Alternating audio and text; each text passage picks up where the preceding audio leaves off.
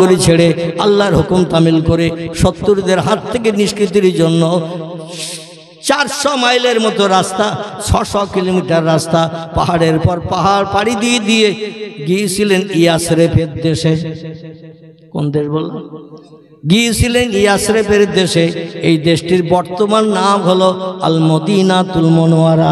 জোরে বলুন একটু সুবহানাল্লাহ। মক্কা নগরীর পূর্ব নাম ছিল বাক্কা, পরবর্তীতে নাম পাল্টিয়ে নাম হয়েছে মক্কা। যদি বলেন হোয়াট ইজ দ্য ডকুমেন্ট, তাহলে কোরআনের আয়াত আবার বলতে হয়, বলতে গেলে তো বক্তৃতা লম্বা হয়ে যাবে। আল্লাহ পাক কোরআনের ভিতরে তথ্য দিয়ে দিয়েছেন, লাল্লাযী বে বাক্কাতা মুবারাকা ওয়া হুদাল লিল আলামিন ইন্না আউওয়ালা বাইতিন উদিয়া লিন নাসে লাল্লাযী বে বাক্কাতা। জোরে বলুন একটু সুবহানাল্লাহ।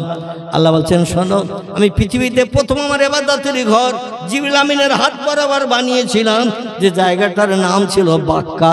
আল্লাহ কোরআনে তথ্য কোট করেছেন, যখন পৃথিবীতে জিনও ছিল না, মানুষ ছিল না, কোনো জীবজন্তু ছিল না, তখন পৃথিবীর খবর রাখতেন কে? আল্লাহ রাখতেন। আল্লাহ সেই খবরের তথ্য কোরআনে কোট করে দিয়েছেন, যা বিজ্ঞানের ঠাকুরদাদার বাবা হাতুড়িও পাবে না। আল্লাহ কোরআনে সেই তথ্য পরিবেশন করেছেন, ইন্না আউওয়ালা বাইতিন, নিশ্চয় পৃথিবীতে প্রথম ইবাদতের ঘর আমি আল্লাহ বানিয়েছিলাম আমার সেরা ফেরেশতা জিবরিল আমিনকে দিয়ে, লাল্লাযী বে বাক্কাতা। আল্লাহ পাক বলছেন ওই জায়গাটার নাম ছিল পূর্বে বাক্কা, পরবর্তীতে মানুষের মাধ্যম দিয়ে নাম পাল্টিয়ে নাম হয়েছে মক্কা। নবী যে দেশে হিজরত করে গেলেন 600 কিলোমিটার রাস্তা মক্কা থেকে উত্তর দিকে, এই দেশটির নাম ছিল ইয়াসরিফ, পরবর্তীতে নাম হয়েছে আল মদিনাতুল মুনাওয়ারা। জোরে বলুন একটু সুবহানাল্লাহ। মদিনায় যে নবী কলেমার দাওয়াত দিলেন, 13 বছর মক্কায় থেকে নবী কলেমার দাওয়াত দিলেন, মক্কাবাসীরা কলেমা পাঠ করল না। 39-40 মতান্তরে 50 জনের মতো মানুষ কলেমা পড়েছিল নবীর হাতে হাত দিয়ে। প্রকাশ্য কলেমা প্রকাশ করত না, শত্রুদের কাছে মার খাওয়ার ভয়ে, জীবন নাশের ভয়ে গোপনে গোপনে কলেমার প্রচার প্রসার চলতো। আর রাসূলের উপরে অত্যাচার স্টিম রোলার মক্কার মানুষ চালাতো। কারো নাম আবু জেহেল, কারো নাম আবু লাহাব, কারো নাম উমাইয়া বিন খালদ, কারো নাম সুফিয়ান ইবনে খালিদ হারবি, কারো নাম উতবা, কারো নাম ওতাইবিয়া, কারো নাম শাইবিয়া, কারো নাম ইকরামা, কারো নাম আবু সুফিয়ান, কারো নাম নাজ্জার। এইভাবে বিখ্যাত বিখ্যাত লিডার যারা ছিল, এরা বিশ্ব নবীর উপরে সুন্দর চেহারাটা, বিশ্ব সুন্দর ব্যক্তি হলেন পুরুষের ভিতরে 2 জন, একজন হলেন পয়গম্বর ইউসুফ নবী, আর একজন হলেন আমাদের নবী। তাম পৃথিবীতে কিয়ামত পর্যন্ত যত সুন্দর সৌন্দর্য মণ্ডিত মানুষ এই দুনিয়ায় জন্ম নেবে, এদের ভিতরে 2 জন ব্যক্তি হলেন বিশ্ব সুন্দর। একজন হলেন ইয়াকুব নবীর বেটা হযরতে ইউসুফ আলাইহিস সালাম, আরেকজন হলেন আমাদের পয়গম্বর মুহাম্মদুর রাসূলুল্লাহ সাল্লাল্লাহু আলাইহি সাল্লাম। মা আয়েশা বলছেন, শোনো, ইউসুফকে তোমরা 1 নম্বর যেন বলবে না, আমি মুহাম্মদ রাসূলুল্লাহর বিবি হয়ে আমি 9 বছর কাল সংসার করেছি, নবীর চেহারা সৌন্দর্য সম্পর্কে তথ্য দিচ্ছি। ইউসুফ নবীর চেহারা দেখতে দিয়ে পাগল হয়ে হাতের 4টে আঙুল কেটে দিয়েছিল লেবু কাটতে যে। আর ওই মেয়েদের যদি আমার স্বামীর চেহারা দেখানো হতো, তারা শুধু লেবু কাটতে যে আঙুল কাটতো না, বরং নিজের কলিজা পর্যন্ত কেটে বার করে দিত। জোরে বলুন একটু সুবহানাল্লাহ। এত সৌন্দর্যমণ্ডিত চেহারা আল্লাহ পয়গম্বর মুহাম্মদ রাসূলুল্লাহকে দান করেছিলেন। মক্কার মানুষ এই চেহারা সৌন্দর্যের দিকে তাকিয়েও মার বন্ধ করেনি। সারা দেহ বসন্তের দাগের মতো দাগ করে দিয়েছিল, পাথর মেরে মেরে সারা দেহ রক্তপ্লুত করে জামা কাপড় ভিজিয়ে দিয়েছিল, পায়ের জুতো পর্যন্ত রক্তের ভিতরে অ্যাটাচড হয়ে গিয়েছিল। নবীজি যখন চরম অত্যাচারে প্রাণ নাশের আশঙ্কা হলেন, আল্লাহ পাক জিবরিল আমিনকে দিয়ে বললেন, এ জিবরিল, আমার নবীরে তার নানার বাড়ির দেশে আসতে বলো। ও দেশের মানুষ আমার নবীর আর দুনিয়ায় বেঁচে থাকতে দেবে না। আমি হলাম শেষ পয়গম্বর করে পাঠিয়েছি, খাতামান নবিয়্যিন, মুহাম্মদের পরে আর কোনো পয়গম্বর পৃথিবী আসবে না। ইনি হলেন পয়গম্বরদের শেষ। এখনই যদি পয়গম্বরের প্রাণনাশ হয়ে যায়, তাহলে কিয়ামত পর্যন্ত ইসলাম পৃথিবীতে থাকবে না। ইন্নাদ দীনা ইনদাল্লাহিল ইসলাম। আল্লাহ কোরআনে তথ্য কোট করে দিয়ে বলছেন, পৃথিবীতে যত ধর্ম মত পথ আছে, সব ধর্মের ভিতরে আমি আল্লাহ পাক ইসলাম ধর্মটাকে বেশি পছন্দ করি, ভালোবাসি। ওটাই হলো আমার কাছে মনোভূত। জোরে বলুন একটু সুবহানাল্লাহ। পয়গম্বর মুহাম্মদ রাসূলুল্লাহ মদিনায় যখন গেলেন, মদিনার মানুষ দলে দলে নবীর নবী বলে মেনে নিল, কলেমায়ে শাহাদাত কলেমায়ে তাওহীদ পাঠ করলো, লা ইলাহা ইল্লাল্লাহু মুহাম্মাদুর রাসূলুল্লাহ। এই 600 কিলোমিটার দূরে যে নবী যখন 13 বছর পরে মদিনায় গেলেন, কলেমার দাওয়াত দিলেন, সে দেশের মানুষ দলে দলে কলেমা পড়তে শুরু করলো। কারণ ওই দেশের মানুষের একটু শিক্ষিত ছিল, তৌরিত জানতো, জব্বুর জানতো, ইঞ্জিল জানতো, অন্যান্য ধর্মগ্রন্থ তারা জানতো। আর অধিকাংশ ধর্মগ্রন্থের ভিতরে শেষ যুগের পয়গম্বর আসবেন যিনি, তার নাম মুহাম্মদ কিংবা আহম্মদ, দুটি নাম লিপিবদ্ধ করা ছিল। জোরে বলুন একটু সুবহানাল্লাহ। তার পিতার নাম হবে বিষ্ণু যশা, তার মায়ের নাম হবে সুমতি, যার আরবি নাম হলো আমিনা এবং আব্দুল্লাহ। জোরে বলুন একটু সুবহানাল্লাহ। নামের সঙ্গে তার পিতামাতার নামের সঙ্গে পরিচয় যখন শিক্ষিত মানুষেরা, মদিনার মানুষেরা পেয়ে গেল, দলে দলে নবীর হাতে হাত দিয়ে কলেমা পড়ে মুসলমান হলো। মক্কার মানুষ রাতে আর ঘুম হয় না, বলে মোহাম্মদ ওখানে যেহেতু দল তৈরি করছে। 13 বছর মক্কায় ছিল, দল তৈরি করতে দেয়নি। যারা মোহাম্মদের দলে ঢুকেছে অত্যাচার উৎপীড়ন করে আমাদের দলে ঘোরানোর চেষ্টা করেছে। আর যদিও কেউ বা মোহাম্মদের দলে ছিল, প্রকাশ করেনি কলেমার কথা, কিন্তু ওখানে তো দলে দলে মানুষ কলেমা পড়ছে।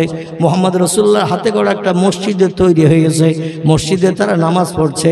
মোহাম্মদকে বেশি দল তৈরি করতে দেয়া যাবে না, তাড়াতাড়ি মোহাম্মদকে দুনিয়া থেকে সরিয়ে দিতে হবে।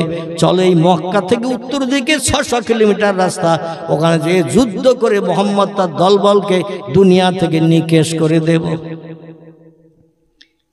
ইসলামের প্রথম যুদ্ধ হলো যে বছর নবী গেলেন, ওই বছরের শেষে হিজরত করে যে বছর নবী 53 বছর বয়সে মদিনায় গেলেন, ইয়াসরিবে গেলেন, ওই বছরের শেষে প্রথম যুদ্ধ করলো। যুদ্ধটির নাম হলো বদর। কি নাম বললাম?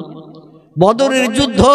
এখানে আবু জেহেল সেনাপতি, নেতৃত্ব করছেন আবু সুফিয়ান, এ হলো অ্যাসিস্ট্যান্ট সেনাপতি।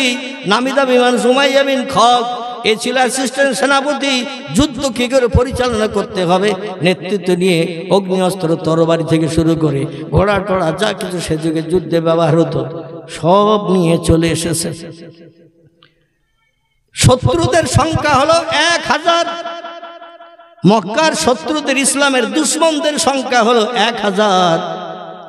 আর পয়গম্বর মুহাম্মদ রাসূলুল্লাহ কলেমা পড়ে ইমানদার বানিয়েছেন মাত্র 313 জন। কজন? 313। এর ভিতরে আবার 7-8 জনের মতো বাচ্চা ছিল, বাচ্চা, ছোট বাচ্চা, 10-11 বছর বয়স, 8 বছর বয়স, এইরকম বাচ্চা মিলে 313। পয়গম্বরের সেনাদের কোনো যুদ্ধের অগ্নিঅস্ত্র নাই, ঘোড়া নাই, ঢাল নাই, আত্মরক্ষার কিছু নাই। নবীর মহব্বতে পাগল হয়ে যে মক্কার মুশরিকরা যুদ্ধ করতে আসে। ইসলামের দাম বেশি না, পৌত্তলিকতার দাম বেশি, প্রতিমা পুজোর দাম বেশি না, লা ইলাহা ইল্লাল্লাহর দাম বেশি। যুদ্ধের ময়দানে পরিচয় হবে। ওরা এসেছে 1000। বদর নামে একটা কুয়ার পাশেই যুদ্ধটা হয়েছিল, তাই যুদ্ধটার নাম ইসলামিক ইতিহাসে হাদিস শরীফে লেখা হয়েছে বদরের যুদ্ধ। বদর কোনো জায়গার নাম না, একটা কুয়ার নাম। কিসের নাম বললাম? কুয়ার নাম, কুয়ার নাম। এইখানে মদিনা থেকে মানুষের আসে, আর এরা এদিক থেকে চলে গিয়েছে। ওইখানে দুই দিকে পাহাড়, মাঝখানে গলি রাস্তা, সেইখানে যুদ্ধ হয়েছিল। যুদ্ধে মক্কার মুশরিকরা 3 ডবল হওয়া সত্ত্বেও আল্লাহ পাক আসমানি রহমতি ফেরেশতা 5টা যুদ্ধে নবীর বুকে হাসি ফোটানোর জন্য পাঠিয়ে দিয়েছিলেন। জোরে বলুন একটু সুবহানাল্লাহ। একটা যুদ্ধের নাম বদরের যুদ্ধ, একটা নাম ওহদের যুদ্ধ, একটার নাম তবুকের যুদ্ধ, একটার নাম খন্দকের যুদ্ধ, একটার নাম মুতার যুদ্ধ। এই যুদ্ধে আল্লাহ রহমতি ফেরেশতা পাঠিয়েছিলেন। শত্রুদের সেনা বেশি ছিল মুসলমানদের থেকে বেশি, এই জন্য মুসলমানরা পরাজয় বরণ করলে ইসলাম মিলিয়ে মাঠ হয়ে যাবে। আল্লাহ তাই মাথায় রেশমি পাগড়ি পরিয়ে সবুজ রঙের জামা গায়ে দিয়ে আল্লাহ পাক ফেরেশতা পাঠিয়েছেন আসমান থেকে যুদ্ধের ময়দানে মুসলমানদের হয়ে লড়াই করার জন্য। জোরে বলুন একটু সুবহানাল্লাহ। নবী বলছেন, মান কানা লিল্লাহ, যে লোককে আল্লাহর আপন হয়ে যাবে, কানাল্লাহু লাহু, আল্লাহ তার আপন হয়ে যায়। আপনাদের কাছে জিজ্ঞাসাবাদ করি, নবী আল্লাহর আপন ছিলেন না শত্রু ছিলেন? পৃথিবীতে পয়গম্বরদের মতো আপন ব্যক্তি আল্লাহর আর কেউ নাই। 2 নম্বরে আল্লাহর আপন ব্যক্তি আরেকটা দল পূর্বে তার নাম বলেছে, বলুন তো নামটা কি?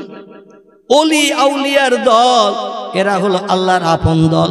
আর আমরা আলেম হাফেজ কারি মুফতি থেকে শুরু করে, মাওলানা মৌলবী থেকে শুরু করে, মসজিদের ইমাম মুয়াজ্জিন মুক্তাদি থেকে শুরু করে যত দলের মানুষ আছি, আমরা আল্লাহর আপন হতে পারিনি।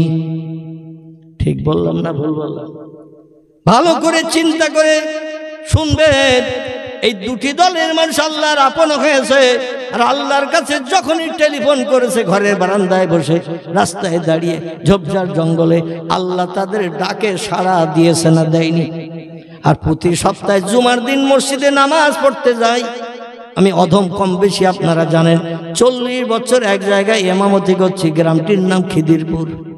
কি বললাম? তালপুকুরের একটু আগে খিদিরপুর, দেবক পেরিয়ে যে 40 বছর আমার ইমামতির মেয়াদ। তাহলে আমি 40 বছর ইমামতি করছি, মানে বড় অলি হয়ে গেছি তো নাকি?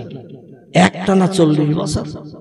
হ্যাঁ, জুমার দিন জুমার নামাজ শেষ হয়ে যায়, আল্লাহ নবী বলছেন আল জুমাতু আগেরুন আল জুমাতু আজহেরুন। জুমার দিন খুশির দিন, জুমার দিন শান্তির দিন, জুমার দিন ঈদের দিন, জুমার দিন হলো উম্মতে মুহাম্মাদীদের দোয়া কবুলের দিন। তিরমিজি শরীফের হাদিস, পয়গম্বর বলছেন এক সপ্তাহ যত সগীরা গুনাহ করে ফেলবেন, নফসের তাড়নায় পড়ে, শয়তানের ওয়াসওয়াসায় পড়ে, বন্ধুর পাল্লায় পড়ে যত গুনাহ করবেন, জুমার 2 রাকাত ফরজ নামাজ আদায়ের সঙ্গে সঙ্গে আল্লাহ পাক সগীরা গুনাহগুলো মাফ করে দিয়ে আমলনামার খাতা সাদা করে রেখে দেন। একটু জোরে হবে না? জুমার দিন টোটাল নামাজ কত রাকাত? আলহামদুলিল্লাহ, আপনারা তথ্য দিয়েছেন, আমি খুব খুশি হলাম। কিন্তু এইবার একটা তথ্য জানতে যাচ্ছি, আমরা পড়ি ক রাকাত? হ্যাঁ,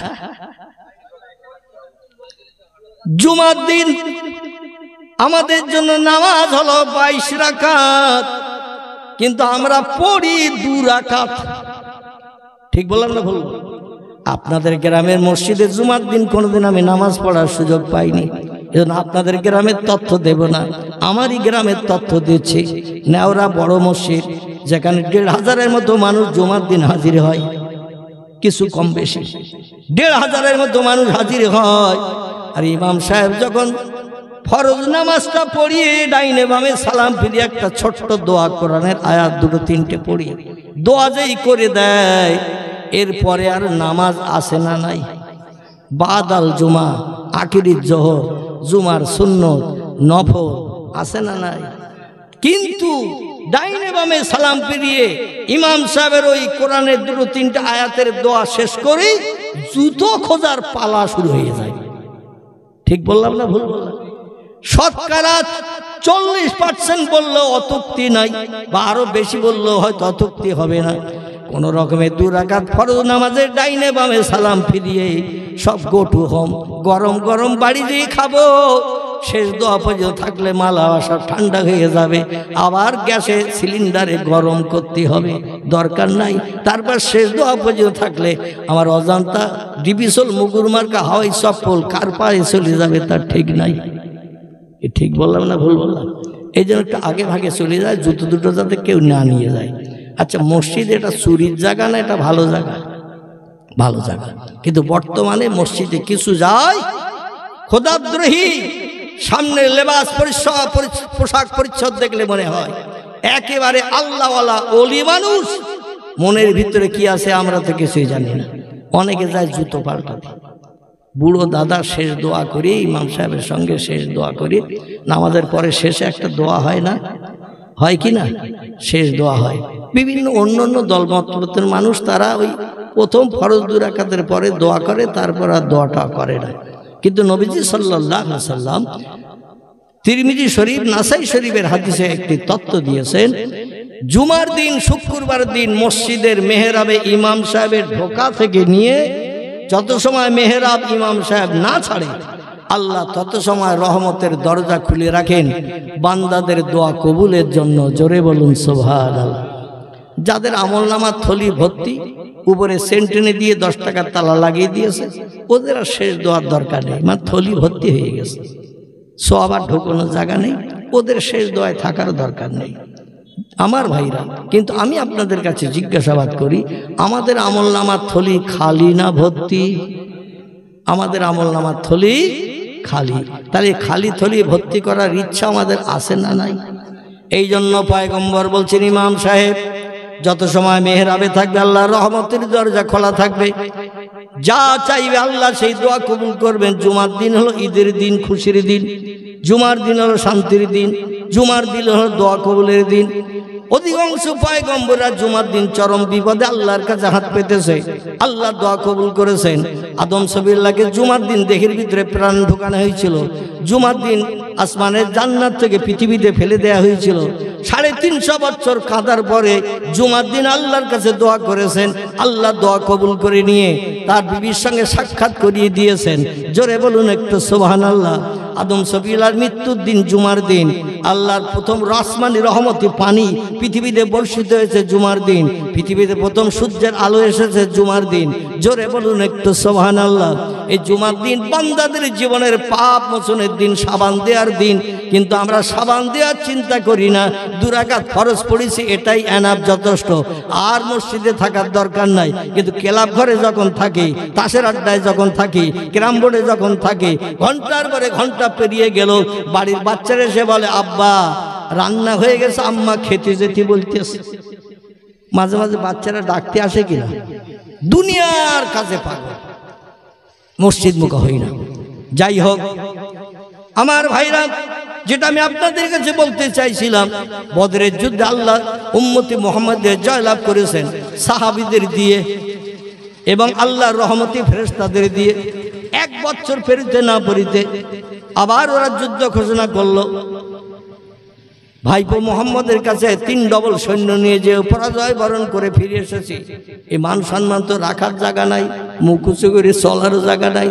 প্রতিশোধ দিতে হবে, যুদ্ধে জয়ী হতে হবে। আর 1 বছর সময় নিল, হিজরতের 2য় বছর। এই বছর ওরা 3000 সৈন্য নিয়ে ওহদের যুদ্ধ করতে আসলো। কিসের যুদ্ধ? ছোট্ট এই তত্ত্বটা দিয়ে আমি মূল বক্তব্যের দিকে আবার নিয়ে যাব, একটু ধৈর্য ধরে শোনেন। আবার আসলো 2য় বছরে হেরে যাওয়ার প্রতিশোধ নিতে। যে জায়গাটির নাম হলো ওহদের যুদ্ধ। ওহদ একটা পাহাড়ের নাম, যেখানে যুদ্ধ হয়েছিল পয়গম্বর মুহাম্মদ সাল্লাল্লাহু সঙ্গে, মক্কার মুশরিকদের সঙ্গে। নবীর মাথায় তরবারি আঘাত করেছিল, মাথা উপরের এই হাড্ডি কেটে 4 ইঞ্চির মতো, মতান্তরে 2 ইঞ্চির মতো ডিপ হয়ে ঘৃণিত পর্যন্ত তরবারির আঘাত লেগে গিয়েছিল। বিশ্বনবী মুহাম্মদ রাসূলুল্লাহর মুখে পাথর ছুঁড়ে একখানা দাঁত পর্যন্ত শহীদ করে দিয়েছিল। নবী 3-4 ঘন্টার মতো বেহুশ হয়েছিলেন এই ওহদের যুদ্ধে। এখানে একটা পাহাড় এখনো দাঁড়িয়ে রয়েছে। জোরে বলুন একটু সুবহানাল্লাহ। আগেকার যুগের মানুষদের এই পাহাড়ে উঠতে দেয়া হতো। বর্তমান সৌদি সরকার চতুর্দিকে পাহাড়টা ঘেরাওয়া করে রেখেছেন। যারা হজ করতে যান আমার কথা একমত হতে পারবেন। পাহাড়ের চতুর্দিকে তার কাটা দিয়ে ঘেরা, আবার পুলিশ মিলিটারি দিয়ে গাইড করা রয়েছে দিন রাত 24 ঘন্টা। কারণ পয়গম্বর মুহাম্মদ রাসূলুল্লাহর কষ্ট দুঃখ থেকে আল্লাহ বলেছিলেন, হাবিব আপনি যদি চান পৃথিবীতে সংসার জীবনে সুখী হতে, অনাহারা হয়ে না থাকতে, আমি ওহদ পাহাড়টা আপনার জন্য সোনা বানিয়ে দিলাম।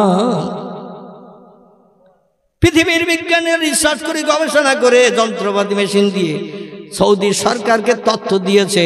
আমরা রিসার্চ করে দেখছি, সৌদি আরবের দেশের মদিনায় একটি পাহাড় আছে, মসজিদে নববী থেকে 2 মাইলের মতো দূর একটা পাহাড় আছে। পাহাড়টির নাম হলো ওহদ। এই ওহদ পাহাড়ের পাথরের নিচে, উপরে শুধু পাথর দিয়ে ঘেরা, আর তলায় আছে কোটি কোটি টন সোনা দিয়ে ভরা। নবী বলেছিলেন, আল্লাহ সোনা দিয়ে আমারে খুশি করবেন, সংসার জীবন সুখে চালানোর জন্য সোনা দিচ্ছেন আপনি। ওহদ পাহাড় পাথরকে সোনা বানিয়ে দিয়ে আমি ব্যবহার করব, আনন্দ করব, ফুর্তি করব, খাবো আর বাড়াবো। ও আল্লাহ, আমি ওটা চাই না, দুনিয়ার সুখ সম্পদ চাই না, আমি পরকালের শান্তি উম্মতদের নিয়ে চাই। জোরে বলুন একটু সুবহানাল্লাহ। আল্লাহ বলেন, সোনা দিয়েছি যখন, সোনার আমি ফেরত নেব না। ভবিষ্যতে আপনার উম্মতদের প্রয়োজন হলে এই ওহদ পাহাড়ের উপরের পাথর সরিয়ে সোনাবার করে পৃথিবীতে সেরা ধনী হওয়ার সুযোগ তারা পেতে পারবে। তাই সৌদি সরকার বলল, আমরা যে তেল তুলছি মাটির তলা দিয়ে, তেলেই আমাদের সারা দেশের জনগণের সংসার চলে যায় মাত্র 55 দিন তেল তোলার পর। কদিন? 55 দিন তেল তুললে সারা দেশের জনগণের 1 বছরের খোরাক জোগাড় হয়ে যায়। এখন শোনার দরকার নাই, ভবিষ্যতে তেল টেল যদি না পাই তখন ওহদ পাহাড়ের পাথর সরাবো। ওরা তাই তার কাটা দিয়ে ঘিরে রেখে পুলিশ মিলিটারি দিয়ে ফোর্স দিয়ে ওরা সংরক্ষণ করে রেখেছে। এই পাহাড়ের কিনারে যুদ্ধ হলো। পয়গম্বর মুহাম্মদ রাসূলুল্লাহ সৈন্য ছিল 1000, শত্রুদের সৈন্য ছিল 3000। তাহলে ওরা 2 ডবল বেশি তো নাকি? 2 ডবল বেশি। যুদ্ধ হলো। প্রথম পর্যায়ে নবী সাহাবীরা নবীর একটা তথ্যের ভুল করার কারণে একটু হেনস্থা হয়েছিল। পরবর্তীতে আবার ওহদের যুদ্ধে পয়গম্বরের সাহাবীরা জয়ী হয়ে গেল। মক্কার মুশরিকরা পালানোর জায়গা পেল না, কেহ বা পালিয়ে চলে গেল পাহাড়ের এরিয়া থেকে, কেহ বা দুনিয়া থেকে জনম জনম বিদায় নিল। 70 জন মক্কার মুশরিক ধরা পড়ে গেল। 70 জন মক্কার মুশরিক নবী সাহাবীদের হাতে ধরা পড়ে গেল। এই ধরা পড়লে হাতে হ্যান্ডকাফ দিয়ে দিল, মানে হাত কড়াই দিয়ে দিল, দিয়ে এইবার নবীজির কাছে আনা হয়েছে। এই দলের ভিতরে একজন লোক ছিল বিশ্ব নবীর আপন চাচা, তার নাম হলো হযরতে আব্বাস রাদিয়াল্লাহু আনহু। কি নাম বললাম? আচ্ছা, আব্বাস রাদিয়াল্লাহু আনহু ইনি ওহদের যুদ্ধ পর্যন্ত ভাইপোর শত্রু ছিল। বদরের যুদ্ধও নবীর শত্রু। কলেমার দাওয়াত দিয়েছিল মক্কা নবীর নগরীতে নবী 13 বছর, তাও ছিল শত্রু। আব্বাস কিন্তু তখন কলেমা পড়েনি। নবীর আরও আপন চাচা অনেকে ছিল, তারা কেউ কলেমা পড়েনি, ইসলাম গ্রহণ করেনি। পাড়া প্রতিবেশীর চাচা আবু জেহেল, এমন করে আবুল আহাব আপন চাচা, এরা কেউ কলেমা পড়েনি। আব্বাসও সেই দলে ছিল। উমাইয়া বিন খালদ, আবু সুফিয়ান, উতবা, শাইবা, ইকরামা, এরা সব ওই দলে ছিল। পরবর্তীতে কেহ কলেমা পড়েছে, কেহ বা কলেমা পড়েনি। তো সেনাপতির অ্যাসিস্ট্যান্ট সেনাপতির দায়িত্ব নিয়েছে হযরতে আব্বাস। কিসের দায়িত্ব? অ্যাসিস্ট্যান্ট সেনাপতি, প্রধান সেনাপতি। আমার ভাইয়ের আবু সুফিয়ানের দায়িত্ব দেয়া হলো। আবু জেহেল তো দুনিয়া থেকে বিদায় নিল, আবু জেহেল আর সেনাপতি নয়, আবু সুফিয়ান সেনাপতি হলো। আর অ্যাসিস্ট্যান্ট সেনাপতি নবীর চাচা আব্বাসের দেয়া হলো। আব্বাস বাড়ি থেকে যুদ্ধ করতে যাবে যখন, খুব সংক্ষেপ করে বলছি, তত্ত্বটা শুনলে আমার আগে এগিয়ে নিয়ে যেতে সুবিধা হবে, তাই একটুখানি বলছি আর কি। এখন আব্বাস যুদ্ধ করতে যাবে, সাজ সরঞ্জাম যন্ত্রপাতি যা কিছু ঢাল তরবারি নিয়ে নিয়েছেন, নিয়ে ঘরের ভিতরে ঢুকে যেয়ে ওনার বিবিকে একটু পাজা করে জড়িয়ে ধরে কপালে চুম্বন দিচ্ছে, টেবেও চুম্বন দিচ্ছে। কারণ আমি চলে যাচ্ছি ভাইপোর সঙ্গে যুদ্ধ করতে, সেনাপতির দায়িত্ব পালন করতে হবে, সামনে থেকে যুদ্ধ করতে হবে।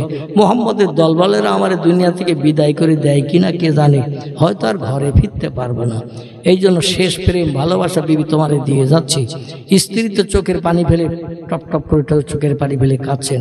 উনি বললেন, এ প্রাণের বিবি তুমি কেঁদো না, তুমি যাতে আমার ইন্তেকাল যদি হয়ে যায়, মরণ যদি হয়ে যায়, যাতে তুমি মরণের দিন পর্যন্ত সুখী খুশি থাকতে পারো, এজন্য আমার একটা গোপন সম্পদ রাখা আছে ঘরের মেজের ভিতরে মাটি খুঁড়িয়ে। মেজের ভিতরে মাটি খুঁড়ি, আগেকার যুগের লোকেরা সব সোনা দানা পয়সা করি রাখতো না, মাটির হাঁড়িতে ঠাড়িতে এতে ওতে করি। তো মাটির মেজের ভিতরে একটা মুক্তার দানা দিয়ে সোনার কভারিং হার রাখা রয়েছে, সেটা তোমাকেও বলিনি। আজকের ওই হারটা আমি খুঁড়িয়ে বার করছি এবং তোমার গলায় পরিয়ে দিচ্ছি। আমি যদি আর বাড়ি না ফিরি, আমার ইচ্ছা ভাই বোনকে নিকেশ না করে ফেরবো না। আর যুদ্ধে যদি পরাজয় বরণ করি, হয় পাহাড়ের মাথায় উঠে লাফ দিয়ে নিচে পুড়িয়ে মরবো, অন্যথায় গলায় কোনো ভারী পাথর বেঁধে দিয়ে সাগরে দিয়ে তলিয়ে যাব। এই মুখ আমি আর দেখাবো না, কারণ ভাইপের সঙ্গে মোকাবেলা করতে যেয়ে বদরে হেরে গেছি, আবার ওহদে হেরে বাড়ি আসবো, আমি জনম জনম বিদায় হয়ে যাব। পাহাড়ের মাথায় উঠে লাফ দিয়ে তলায় পড়ি, অন্যথা যদি পাহাড়ে উঠতে না পারি তো গলায় কোনো ভারী জিনিস বেঁধে দিয়ে সাগরের পানিতে নামবো, যাতে ভারী জিনিসটা আমার তলায় তলিয়ে প্রাণনাশ করে দিতে পারে। তবে শোনো, এই হাটটা আমি মাটির গর্ত খুঁড়িয়ে বার করে তোমার গলায় পরিয়ে দিচ্ছি। যখন আমার কথা তোমার মনে হবে, এই হাটটা একটু উঁচু করে চোখে দেখবে, অনেক টাকা দামের মুক্তার দানা দিয়ে কভারিং করা সোনার হার, হাটটা দেখলে তোমার মনের দুঃখ নিবারণ হবে। ভবিষ্যতে যদি অভাব অনটন দেখা দেয়, হাটটা বিক্রি করে সংসার পরিচালনা করবে। মরণের দিন পর্যন্ত হার বিক্রি করা টাকায় তোমার সংসার চলে যাবে। এখন মক্কা নগরীতে কাবা শরীফের পূর্ব দিকে আব্বাস রাদিয়াল্লাহর বাড়ি। কোন দিকে বললাম? কাবা শরীফের পূর্ব দিকে আব্বাস রাদিয়াল্লাহর বাড়ি। এখানে এখনো সৌদি সরকার লোহার রেলিংয়ের একটা ব্যারিকেড করে রেখে দিয়েছে, নবীর চাচাদের ঘরের জায়গা। কারবা নাম ছিল হারেস, কারবা নাম মোকাবেব, কারবা নাম হামজা, কারবা নাম আব্বাস, কারবা নাম আবু তালেব, কারবা নাম আবুল আহাব, কারবা নাম আবদুল্লাহ। এদের সকলের ঘর ছিল ওই ব্যারিকেডের ভিতরে। এটা সাদা ইতালিয়ান শ্বেত পাথরের চাতল করে ঘেরা। তার পূর্ব দিকে আর একটা পাথরের চাতল আছে, 175 ধাপের মতো রাস্তা, লাল পাথরের চাতল। এই চাতলটা টপকালেই পয়গম্বর মুহাম্মদ রাসূলুল্লাহর জন্মঘরের দরজায় যেয়ে হাজির হওয়া যায়। জোরে বলুন সুবহানাল্লাহ। আর এই যে সাদা পাথরের চাতল, নবীর চাচাদের ঘর, 255 ধাপের পায়ে হাঁটা রাস্তা। আমি পায়ে ধাপ নেমে কয়েক তারিখ গুনে দেখেছি কাবা শরীফ থেকে বেরিয়ে আসার পথে। 255 ধাপ পায়ে হাঁটলে স্বাভাবিক নিয়মে যতটা পথ যাওয়া যাবে এতটা দূর দিয়ে ওই লোহার গ্রিল দিয়ে প্রাচীর দিয়ে ঘেরা এই জায়গাটা ছিল নবীর চাচাদের ঘর। এই চাচার ঘরও সেখানে ছিল। ইনি স্ত্রীর গলায় সোনার হার পরিয়ে দিয়ে চুম্বন দিয়ে, কপালে চুম্বন দিয়ে বলছে, আমার জন্য আশীর্বাদ করিও, আমার জন্য স্রষ্টার কাছে কামনা করিও যাতে যুদ্ধে জয়ী হয়ে ফিরতে পারি। এখন পয়গম্বর মুহাম্মদ রাসূলুল্লাহ জীবনে 23টার মতো যুদ্ধ করেছিলেন। 11 থেকে 12টি যুদ্ধে নবী স্বয়ং হাজির ছিলেন। বাকি কিছু ছোটখাটো যুদ্ধ নবী সাহাবীদের সেনাপতি করে পাঠিয়ে দিয়েছিলেন। সব যুদ্ধে আল্লাহ পয়গম্বরের মুখে হাসি ফুটিয়েছিলেন। জোরে বলুন সুবহানাল্লাহ। ওহদের যুদ্ধে ওরা 3 ডবল সেনা, মুসলমানেরা 1 ডবল, 1000, ওরা হলো 3000। যুদ্ধের শেষে পরাজয় বরণ করলো। জীবন রক্ষার তাগিদে বিবি বাচ্চার মায়ায় পড়ে সব ফিরে চলে গেল মক্কায়। 70 জন ওরা ফিরতে পারেনি। পাহাড়ের এরিয়ার ভিতরে ওরা ধরা পড়ে গেল মুসলমানদের হাতে। ওদের হাতে হ্যান্ডকোপ হাত করি দিয়ে নবীজির সামনে আনা হলো।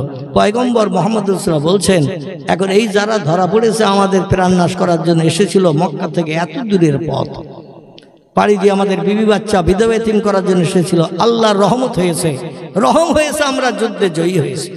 এখন তোমরা বলো,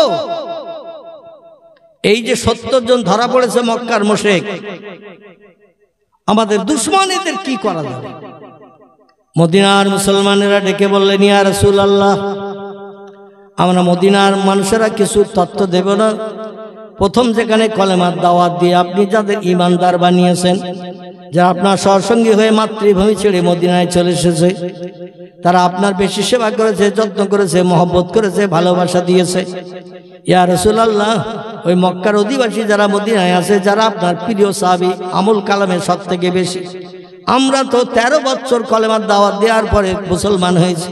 আমাদের 13 বছর আগে যারা কলেমা পড়েছে ওদের আমল কালাম বেশি। আপনি ওদের নিয়ে আলোচনা করুন, কি রায় ওরা দেয়। নবী বললেন, মক্কার অধিবাসীদের ভিতরে আমার প্রিয় ব্যক্তি আছেন 4 জন। কজন? 4 জন প্রিয় ব্যক্তি, যারা প্রথমে কলেমা পড়েছিল। প্রথম নবী হেরা পাহাড় থেকে ফিরে এসে কলেমার দাওয়াত যখন দিলেন, পুরুষদের ভিতরে প্রথম কলেমা পড়েছিলেন আবু বকর সিদ্দিক। যুবকদের ভিতরে প্রথম কলেমা পড়েছিলেন ওসমান গনি। 7 বছরের বাচ্চা, মতান্তর 8 বছর বয়স। প্রথম বাচ্চাদের ভিতরে কলেমা পড়েছিলেন তিনি হলেন আলী মুর্তজা। মেয়েদের ভিতরে প্রথম কলেমা পড়েছিলেন তিনি হলেন খোয়াইলেদ দুহিতা। মক্কার অধিবাসী নারী, নাম তার হযরতে মা খাদিজাতুল কুবরা। জোরে বলুন সুবহানাল্লাহ। নবী সাল্লাল্লাহু আলাইহি ওয়াসাল্লাম মদিনার মানুষেরা বললেন, আপনার মহব্বতের সঙ্গী মক্কায় যারা ছিল, আমল কালামে আমাদের থেকে অনেক বেশি, আপনি তাদের নিয়ে পরামর্শ করেন। এই মক্কার অধিবাসী যারা ধরা পড়েছে ওদের কি করা যাবে?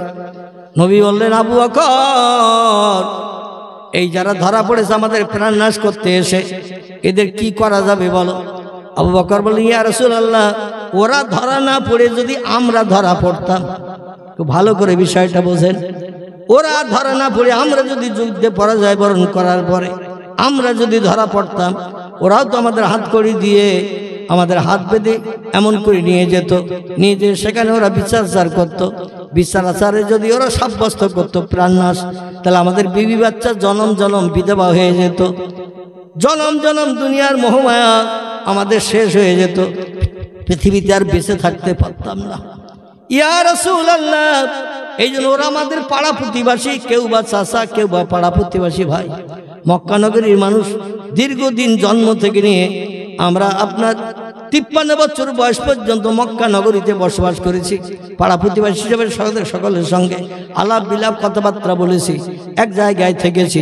ওদের প্রাণ নাশ না করে ওদের কাছ থেকে আমাদের যুদ্ধে কিছু খরচ খরচা হয়েছে, তরবারি এটা ওটা কম বেশি কিছু কিনতে, খানা টানা কিনতে, যুদ্ধ হয়েছে লম্বা দিন, এই জন্য কিছু আমাদের খরচ হয়েছে। ওদের কাছ থেকে কিছু জরিমানা নিয়ে ছেড়ে দেয়া হোক। নবী বলছেন, তুমি বলছো জরিমানা নিয়ে ছেড়ে দিতে পারলে, ওদের প্রাণ নাশ করে দরকার নাই। আমাদের প্রাণ নাশ যদি করে আমাদের বিবি বাচ্চা এটি হয়ে যাবে, কাঁদবে সারা জীবন। ওরা আমাদের পাড়া প্রতিবেশী আপনজন, ওদের প্রাণ নাশ করে বিবি বাচ্চাদের বিধবা এতিম বানিয়ে দরকার নাই। ইয়া রাসূলুল্লাহ, কিছু জরিমানা নিয়ে ছেড়ে দেন যাতে ওরা বিবি বাচ্চা নিয়ে সংসার যাপন করতে পারে মক্কায়। যে নবী বললেন, আমি একজন আর রায় পছন্দ করি না, শরীয়তে 3 জনের রায় আল্লাহ পাক পছন্দ করতে বলেছে। ইসলাম শরীয়তের ফতোয়া গ্রান্টেড। এই জন্য আরো 2 জনের কাছে জিজ্ঞাসাবাদ করব। হে ওমর, তুমি যদি মক্কা নগরীতে কলেমা না পড়তে, আমি প্রকাশ্য কাবা শরীফ সামনে রেখে নামাজ পড়ার সুযোগ পাতাম না। তোমার কলেমা পড়ার কারণে আমাদের দলবল 39 জনকে সাথে করে নিয়ে প্রথম তুমি কাবা শরীফ সামনে রেখে দিবালোকে নামাজ পড়ার সুযোগ করে দিয়েছ। জোরে বলুন একটু সুবহানাল্লাহ। তোমার উপকার জীবনে ভুলতে পারবো না। বলো, এই যারা বীর বিক্রমে যুদ্ধ করে ওদের পরাজয় বরণ করিয়েছ ওমর, তুমি বড় বীর যোদ্ধা আমি জানি। এ ওমর, তুমি বলো এদের কি করা যাবে? ওমর বলে, ইয়া রাসূলুল্লাহ, কিছু বেয়াদবি যদি মনে না করেন একটা কথা বলি। আল্লাহ নবী বলেন, মা সালাকা ইয়া ওমর ইবনে খাত্তাব, এ খাত্তাবের বেটা ওমর, কি বলতে চাচ্ছ? বলে, রাসূল, যুদ্ধ শেষ হয়ে গেছে কিন্তু যুদ্ধের সরঞ্জাম এখনো ঘরে রেখে আসেনি। আমরা মদিনায় যারা বসবাস করছি মক্কা ছেড়ে, আপনার মহব্বতে পড়ে মক্কায় থাকেনি, মদিনায় চলে এসেছি। মদিনার মানুষ ঘর বাঁধার জায়গা দিয়েছে, আমাদের উনানে হাড়ি না উঠলে ওরা খোঁজ খবর নিয়ে আমাদের খাবারও পৌঁছে দেয়। ইয়া রাসূলুল্লাহ, যুদ্ধ শেষ হয়ে গেছে, মক্কার শত্রুদের ধরে আনা হয়েছে মদিনায়। নবীজি, এই জন্য আমি ওমর এখন আমার তরবারি আমার ঘরে রেখে আসতে পারিনি, যুদ্ধের জেরা জামা আমি এখনো খুলে আসতে পারিনি, কারণ একটা কাজ বাকি আছে। তাই নবীজি বলছেন, ওমর কি কাজ? বলি, ইয়া রাসূলুল্লাহ, শুধু আপনার অনুমতি লাগবে। যারা দীর্ঘদিন আমাদের সঙ্গে যুদ্ধ করে আমাদের 70 জনের মতো ইমানদার মুমিন মুসলমানদের শহীদ করে দিয়ে তাদের বিবি বাচ্চাদের বিধবা বানিয়ে দিয়েছে। আব্বা বলে, বাচ্চা দেখে জীবন আর স্বাদ মেটাতে পারবে না। স্ত্রী স্বামীর কাছে কোনো জিনিসের দাবি করে জীবনের শখ মেটাতে পারবে না। শহীদ হয়ে গেছে যারা, পৃথিবীর মায়া ছেড়ে কবরে চলে গেছে তারা, ওদের পাহাড়ের কিনারে তাদের কবরস্থ করা হয়েছে ইয়া রাসূলুল্লাহ। আর যারা আমাদের বিবিদের বিধবা বানালো, সন্তানদের এতিম করলো, আর তাদের জরিমানা নিয়ে ছেড়ে দেবেন, আমি ওমর ওটা পছন্দ করি না। আমার রায় হলো, একটু অনুমতি দেন, এ মাথা থেকে ধরবো আর ও মাথা পর্যন্ত শুধু একবার করে তরবারি চালাবো, দেহ থেকে মাথাটা আলাদা করে দিয়ে দেব, যাতে অদূর ভবিষ্যতে কোনো দিন আপনার বিরুদ্ধে আর যুদ্ধ করতে ওরা না আসতে পারে। অনুমতি দেন। যে কটা ধরা পড়েছে সব কটা প্রাণ নাশ করে দেব, কারণ ওরা মুনাফিক। এখনো ওয়াদা করবে আপনার বিরুদ্ধে মোকাবেলা করবে না, বাড়ি যে ওদের ওয়াদার মনে থাকবে না। এই জন্য ওরা আপনার বিরুদ্ধে আবার সুযোগ পেলে সদ্ব্যবহার করবে, আবার তরবারি ধরবে। ওদের ভবিষ্যতেই মুসলমানদের সঙ্গে বেঈমানদের সঙ্গে যুদ্ধ হতে গেলে কোনোদিন ওরা যেন আর মোকাবেলা করতে না পারে। আপনি শুধু একটু অনুমতি দেন, তরবারি দিয়ে এ মাথা থেকে ও মাথা আমি শেষ করে দেব। প্রাণ নাশ না করে তরবারি নিজের ঘরের বেড়ার গায়ে আমি ঝুলাতে পারছি না। নবী বললেন, তোমার মতামতটা বড় কড়া, তোমার মতামতটা বড় কড়া। আল্লাহ নবী বললেন, আমার মহব্বতের জামাই ওসমান, যদিও তখন ওসমান রাদিয়াল্লাহু প্রিয় নবী মুহাম্মদ রাসূলুল্লাহ অতি কাছের মানুষ ছিলেন এবং মদিনার সবথেকে বড় ধনাঢ্য ব্যক্তি ছিলেন। ওসমান, তোমার মত কি? ওসমান রাদিয়াল্লাহু ইয়া রাসূলুল্লাহ, আবু বকরের মতটাও আমার পছন্দ, কারণ বিবি বাচ্চা বিধবেতিক হবে, বাপের আর বাপ বলে ডাকতে পারবে না, মার কাছে যে জীবনের কোনো দাবি করে শখ করতে পারবে না, কারণ বাবা আয় রোজগার করে, মেয়েরা ঘর কন্যার কাজ করে, রান্না বান্নার কাজ করে, তারা জনম জনম সকল জীবনের শখ মেটানো থেকে বঞ্চিত হয়ে যাবে। ইয়া রাসূলুল্লাহ, আবু বকরের রাওটাও আমার পছন্দ, তো ওমর যে তথ্য দিয়েছে ওটাও আমার পছন্দ। ওদের ছেড়ে দিলে আবার দলবল তৈরি করবে, আবার 1-1 বছরের ভিতরে আমাদের সঙ্গে যুদ্ধ করতে আসবে। দুইটা মত আমার পছন্দ। নবী বললেন, মদিনার মুসলমানেরা, ও মদিনাবাসীরা, আনসারেরা, বলো তোমরা এখন কি বলতে চাও? নবী বললেন, ইয়া রাসূলুল্লাহ, আমরা পূর্বেই তো বলেছি, মক্কার মোহাব্বতের সাহাবীরা, মক্কার মুসলমানেরা যেটা বিচার করে রায় দেয়, আমরা সেই বিচারের রায়ে একমত। নবী একটু চিন্তা ভাবনা করে বললেন, ইয়া আখি, এ মদিনার মুসলমান ভাইরা, আমি ওমরের রায়টা বড় কড়া রায় মনে করছি, এজন্য প্রাণনাশ কারো করব না। আবু বকরের রায়টা আমার কাছে নরম ধাতের রায়, আর আমি নবীও নরম ধাতের মানুষ, এই জন্য আবু বকরের রায়টা আমি পছন্দ করে নিলাম। ওদের প্রাণনাশ একটার করব না, কিছু কিছু জরিমানা নিয়ে ছেড়ে দেব, যাতে ঘর সংসার করতে পারে। মোহাম্মদের আচার ব্যবহার আখলাকটা কেমন, ওরা বাড়িতে একটু চিন্তা করার সুযোগ পায়। জোরে বলুন একটু সুবহানাল্লাহ। এমন সময় আল্লাহ বলছেন, ইযহাব ইয়া জিবরিল ইলা রাসূলিহি, রে জিবরিল তাড়াতাড়ি মদিনায় চলে যা, আমার নবীরে সালাম দিয়ে আমি আল্লাহ আমার পছন্দের কথাটা নবীরে জানিয়ে দিয়াই। জিবরিল আমিন ইসমে আজম পাঠ করে ডানা মেলে এক মুহূর্তের ভিতরে পয়গম্বরের সামনে সে হাজির। আসসালামু আলাইকা ইয়া রাসূলুল্লাহ, আসসালামু আলাইকা ইয়া হাবিবাল্লাহ, ইয়া রাসূলুল্লাহ, আল্লাহর তরফ থেকে একটি তথ্য নিয়ে এসেছি। নবী বলছেন, মা সালাকা ইয়া আখি রুহুল আমিন, ইয়া আখি জিবরিল, কি আপনার তথ্য বলেন, কি তথ্য নিয়ে এসেছেন? জিবরিল বলছেন, পয়গম্বর, আপনি আবু বকরের রায়টা পছন্দ করেছেন, কিন্তু আল্লাহ আপনার মহব্বতের সাহাবী ওমরের রায়টা বেশি পছন্দ করেছেন। ওমরের রায়টা যদি পছন্দ করতেন আল্লাহ খুব বড় খুশি হয়ে যেত। নবী বললেন, আমি একরকম রায় ঘোষণা করেছি, আবার ঘুরিয়ে আরেক রকম রায় বলবো, মানুষ আমার সম্পর্কে বিভিন্ন বাজে মন্তব্য করবে। মুহাম্মদের কথা ঠিক নাই, মুহাম্মদের কথার দাম নাই। এখন এক কথা বলে, পরে ঘুরিয়ে আরেক কথা বলে, যেটা আমাদের অভ্যাস। ঠিক বললাম না ভুল বললাম? আমাদের অভ্যাস, সুযোগে সদ্ব্যবহার করি। নবী বললেন, রায় যখন ঘোষণা হয়ে গেছে, আমি আবু বকরের রায়টাই বহাল করতে চাই।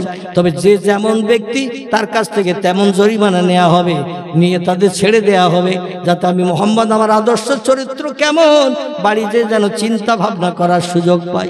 খুব সংক্ষেপ কথা। এবার আল্লাহ নবী একজনকে বলছেন, তুমি কে? বলে, আমি তো মক্কা নগরীতে 53 বছর বসবাস করেছি, তোমার সংসারের সহাল হকিকত আমি জানি। তোমার জরিমানা হলো 600 দিরহাম। তোমার নাম কি? বলে অমুক। বলে, তোমার জরিমানা হলো 400 দিরহাম। তোমার নাম কি? বলে অমুক। তোমার জরিমানা হলো 300 দিরহাম। তোমার নাম কি? বলে অমুক। বলে, তোমার সংসার ধর্মের হাল হকিকত আমি জানি, তোমার জরিমানা 200 দিরহাম। এইভাবে 70 জন ব্যক্তি একজন নবীর সামনে আসছেন, আর আল্লাহর পয়গম্বর মুহাম্মদ রাসূলুল্লাহ তাদের চেহারার দিকে তাকিয়ে নিজেও চিনতে পাচ্ছেন, আর ওদের নামও জিজ্ঞাসা করছেন, আর ওরা নিজেরাই নাম বলছে। নবী শুনে খুব খুশি, বাগ হচ্ছেন যে আমার কাছে নামের পরিচয় দিয়েছো, কার ছেলে তুমি, নামের পরিচয় দিয়েছো, বাবার নামের পরিচয় দিয়েছো, তোমাদের সংসারের খবর রাখি, এই জন্য তোমার জরিমানা এতটা টাকা দিতে হবে, দিয়ে তোমরা মুক্তি হয়ে চলে যেতে পারবে মক্কায়। আস্তে আস্তে হযরতে আব্বাস, নবীর আপন চাচা, আব্দুল মুত্তালিবের 10 ছেলের এক ছেলে, নবীর আপন চাচা, বদরের যুদ্ধে নবীরে প্রাণ নাশ করতে এসেছিল, আর ওহদের যুদ্ধে সেনাপতির দায়িত্ব নিয়ে এসেছে, যুদ্ধে পরাজয় বরণ করেছে, হাতে হ্যান্ডকাফ হাত করি দেওয়া, নবীর সামনে সে হাজির। বলছেন, মা ইসমুকা, আপনার নাম কি? আব্বাস বলছেন, মুহাম্মদ। নাম শুনতেছে, লজ্জা দিও না, তুমি আমার ভাইপো, আমি তোমার কে তুমি অবশ্যই জানো। এত লোকজনের সামনে আমার নাম জিজ্ঞাসা করে লজ্জা দিও না। নবী বললেন, ঠিক আছে চাচা, তথই বলছো, তাই হোক, তবে তোমার জরিমানা কতটা আমি ঘোষণা করব, তুমি জানো। আব্বাস বলছে, মুহাম্মদ, আমার সংসারের হাল হকিকত, তোমার বাবার ঘরের পাশে আমার ঘর, আমার সংসারের হাল হকিকত জানো। জায়গা জমি কিছু নাই, খেজুর বাগান টাগান নাই, বিদেশে ব্যবসা করে কোনো রকমের সংসার নির্বাহ করি।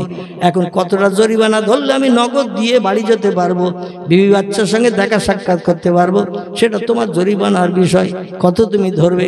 নবী বলেন, চাচা তোমার সংসারের খবর জানি, তোমার কাছে জরিমানা ধরছি 100 দিরহাম। কত? 100 টাকা। কারণ আমার বাবার ঘরের পাশে তোমার ঘর, কাবার চাতলের পূর্ব দিকে তোমার ঘর, আমার বাবারও যেখানে ঘর ছিল, মায়ের ঘর ছিল, সেইখানে তোমার ঘর, কম বেশি জানি চিনি। ছোটোবেলায় কত তোমার হাত ধরে চলেছি মক্কা নগরীতে, চাচা বলে বলে পরিচয় দিয়েছি, ডেকেছি চাচা, তাই তোমার জরিমানা 100। আব্বাস বলছে, এই জন্য লোক তোমারে পাগল বলে, এই জন্য লোক তোমারে মূর্খ বলে, এই জন্য লোক তোমারে রাখাল বলে, এই জন্য লোক তোমারে হাটখুড়ো বলে। নবী বলছেন, চাচা এত অপবাদের কথা আপনি কেন বলছেন? আব্বাস বলে, মোহাম্মদ তোমার জ্ঞানগম্য নাই, লেখাপড়া কিছু জানো না, এই জন্য তোমার কথাবার্তা মক্কার মানুষ পছন্দ করে না, তাই তুমি জীবন রক্ষার তাগিদে পালিয়ে চলে এসেছো রাতের বেলা। জোরে বলুন একটু নাউজুবিল্লাহ। আব্বাস বলছে, আমার সংসারের অবস্থা কি তুমি তো জানো, তুমি যদি অবশ্যই আমার সংসারের অবস্থার দিকে দৃষ্টি নিক্ষেপ করতে, তাহলে অবশ্যই 100 দিরহাম জরিমানা ধরতে না। এখনকার 100 টাকা নয়, এখান থেকে 1450 বছর 100 টাকা। তখন টাকার দাম ছিল না? ছিল না, অনেক দাম ছিল। তো আমি তো ছোটবেলায় দেখেছি 500 হাজার টাকা সোনার ভরি ছিল। এখন এই বুড়ো হতে যে বর্তমান আমার বয়স এখন 65। কথা বললাম 65। তো এই ছোটবেলায় দেখেছি 500 হাজার টাকা সোনার ভরি ছিল। এখন চলতে চলতে কত হয়েছে এক ভরি? 1.5 লাখের কাছাকাছি। একটু দাম ওঠানামা হচ্ছে নাকি, কিছুটা দাম কমেছে, না আরো বেশি হয়ে গিয়েছিল। তো যাই হোক, আমরা ছোটবেলায় বসিয়ার মাদ্রাসায় যখন গিয়েছি 10টার সময় বই ব্যাগ কাঁধে করে নিয়ে, তো গোপালের দোকান বলে একটা দোকান আছে শিকিরি বাগানে, ওখানে 5 পয়সা দিতাম, আর 5 পয়সার বুট দিত এতটা। ওই খেতে বাড়ি আসতাম বিকেল 4টের পরে। 5 পয়সা দিলে একটা কটকটি দিত। কটকটি এখন একটা দাম হয়েছে কম বেশি 5 টাকা। একটা আইসক্রিম 5 পয়সায় পাওয়া যেত, এখন তার দাম হয়েছে 10 টাকা। ঠিক বললাম না ভুল বললাম? একটা মুরগির ডিম বিক্রি হতো 13 পয়সা, আমার ছোটবেলার কথা বলছি। এখন একটা ডিম হয়ে গেছে 6 টাকা 7 টাকা, নাকি? হাঁসের ডিম বোধহয় 10 টাকা। তাহলে সেই যুগে টাকার কত মূল্য ছিল, পয়সার কত দাম ছিল। তখন বলছে, তোমার উচিত ছিল আমার সংসারের অবস্থা বুঝে অন্তত জরিমানা ধরা, যাতে আমি দিতে পারি। তুমি আজগবি জরিমানা ধরেছ, আমি সারা জীবন আয় ব্যয় করলেও সংসার চালিয়ে 100 টাকা দিতে পারবো না। নবী বলছেন, আল্লাহে লা শাক্কা ফিহি ইয়া আম্মি, ও আমার চাচা আব্বাস, আমি সেই খোদার কসম খেয়ে বলছি, যার যেমন অবস্থা, আমি মুহাম্মদ এই মাত্র 2 বছর মক্কা ছেড়ে মদিনায় এসেছি। প্রত্যেকের সংসারের হাল হকিকত জানি, আর সংসার হাল হকিকত বুঝেই তাদের কাছে জরিমানা ধরেছি। আপনি 100 দিরহাম জরিমানা দিতে পারবেন, এই জন্যই তো 100 দিরহাম জরিমানা ধরেছি। আর আপনি আমার নামে এত অপবাদের কথা কেন বলছেন? হাটকুড়ো কেন বলছেন? আমারে মূর্খ কেন বলছেন? পাগল কেন বলছেন? রাখাল কেন বলছেন? বলছে, তোমার আজগবি বক্তব্য শুনে বাধ্য হচ্ছি বলতে। নই বললেন, চাচা তাহলে 100 দিরহাম দেয়া কি তোমার জন্য অপারক? আব্বাস বলছেন, নাম ইয়া মুহাম্মদ ইবনে আব্দুল্লাহ, ও আব্দুল্লাহর বেটা মুহাম্মদ, অবশ্যই। আমার উনারে হাড়ি ওঠে না, বাজার ঘাট করতে পারি না, একটা পয়সাও ঘরে রেখে আসতে পারিনি, আর তুমি 100 দিরহাম জরিমানা ধরছো 100 টাকা, এ কি আমার পক্ষে দেয়া সম্ভব? নবী আস্তে আস্তে বলছেন, চাচা একটু আমার কাছের দিকে আসেন। আব্বাস 2-4 পা এগিয়ে গেছে। বুঝে, মাশাআল্লাহ ইয়া ইবনে মুহাম্মদ, এ বেটা মোহাম্মদ, কাছের কাছে যে কি বলতে চাইছো? বলে, চাচা জোরে জোরে বলবো না, একটু আস্তে আস্তে বলবো যাতে তুমি শুনতে পাও, এই জন্য একটু কাছে ডেকেছি। তবে ভয় নাই, প্রাণ নাশ করবো না, আঘাত করবো না, ক্ষতি করবো না, আপনার নামে কোনো বাজে মন্তব্য করবো না। আমি একটা তথ্য দিতে চাইছি, সেই খোদার কসম 100 দিরহাম আমি জরিমানা ধরেছি, আপনি দিতে পারবেন? তাই আব্বাস ডেকে বলছে, কিভাবে দিতে পারবো? একটা পয়সা ঘরে রেখে আসতে পারি নাই। রান্না করার মতো খাবার রেখে আসতে পারি নাই, আর তুমি বলছো আমি দিতে পারো। নবী বলছেন চাচা যুদ্ধের জামা পোশাক পরিধান করে, জেরা পরিধান করে, তরবারি কাঁধে ঝুলিয়ে নিয়ে যখন ঘরের ভিতরে ঢুকেছিলেন চাচিমার সঙ্গে শেষ সাক্ষাৎ করতে, ও চাচা চাচিমার সঙ্গে শেষ দেখা করতে, যুদ্ধ করে আর ফিরবেন না এমন ওয়াদা করেছিলেন চাচিমার সঙ্গে, বারবার মোহাম্মদের সঙ্গে যুদ্ধ করবো, হেরে যাবার মক্কা এসে মুখ দেখাবো, এই যুদ্ধের সেনাপতির দায়িত্ব পেয়েছি, হেরে যদি যাই পাহাড়ের মাথায় ঠেলে উঠি, লাফ দিয়ে তলায় পড়ে মৃত্যুবরণ করব, আর যদি পাহাড়ে উঠতে না পারি তো ভারী জিনিস গলায় বেঁধে নিয়ে সাগরের পানিতে নেমে পানির তলায় আমি ডুবে যাব, মক্কায় আর ফিরে আসবো না। ও চাচা চাচিমা ওই তত্ত্ব শুনে যখন কান্নাকাটি করছিল, তখন আপনি চাচিমার কপালে চুমো দিয়েছিলেন, 2 টেবিল চুমো দিয়েছিলেন, বুকে পাজা করে জড়িয়ে ধরেছিলেন, কথাটা ঠিক না ভুল? আব্বাস বলছে হায় রে, কোথায় সেই মক্কা আর কোথায় এই সেই মদিনা, 600 মাইল 600 কিলোমিটার দূর, 400 মাইল দূর, এত দূরে বসে মোহাম্মদ কি করে দেখল? নবী বলেন চাচা শুধু তাই নয়, আপনার ঘরের মেঝের তলে একটা সোনার হার মুক্তার দানা দিয়ে কভারিং করা, ওই হাটটা মাটির নিচে গেড়ে রেখেছিল, আপনার বিবিও জানতো না। সেদিন হাটটা মাটি খুঁড়ে বার করে আপনার স্ত্রী গলায় পরিয়ে দিয়েছিলেন কিনা, আর পরিয়ে দিয়ে বলেছিলেন যদি কোনোদিন আমার কথা মনে পড়ে, কষ্ট পাও, হাতটা উঁচু করে দেখবে, দামি হাত দেখলে তোমার মনে সান্ত্বনা পাবে, ভবিষ্যতে যদি সংসার অচল হয় হার বিক্রি করলে মরণের দিন পর্যন্ত হারের টাকা ভাঙিয়ে ভাঙিয়ে খেতে পারবে। ও চাচা এই হাতটা চাচিমার গলায় পরিয়ে দিয়ে এ কথা বলেছিলেন কিনা বলেন? আব্বাস একেবারে বোবার মতো হয়ে গেছে, বোবার মতো হয়ে যায়, বলছে মোহাম্মদ কোথায় মক্কার কোথায় মদিনা, 600 কিলোমিটার রাস্তা, এ খবর যে লোকটা মক্কার খবর মদিনায় বসে বলে দিতে পারে, নিশ্চয়ই স্রষ্টার তরফ থেকে তার উপরে আসমানি করুণা রহমত বরকত বর্ষিত হয়। জোরে বলুন একটু সুবহানাল্লাহ। ও মোহাম্মদ আমারে তুমি মুক্তি দাও না দাও আমি কিছু মনে করব না, আমার একটু তোমার হাতে হাত লাগিয়ে কলেমা পড়িয়ে দাও। জোরে বলুন একটু সুবহানাল্লাহ। বিশ্বনবী মুহাম্মদ রাসূলুল্লাহ আব্বাসের হাতে হাত লাগিয়ে বললেন চাচা কুলু ইয়া আম্মি, ও চাচা পড়ুন লা ইলাহা ইল্লাল্লাহু মুহাম্মাদুর রাসূলুল্লাহ। আব্বাসের হাত কড়ি বাঁধা, ওই অবস্থায় কলেমা পড়লেন, নবীর হাতে হাত দিয়ে নবী বললেন মদিনার মুসলমানেরা, আমার সাহাবীরা, এই লোকটা এখন তোমাদের ভাই হয়ে গেছে।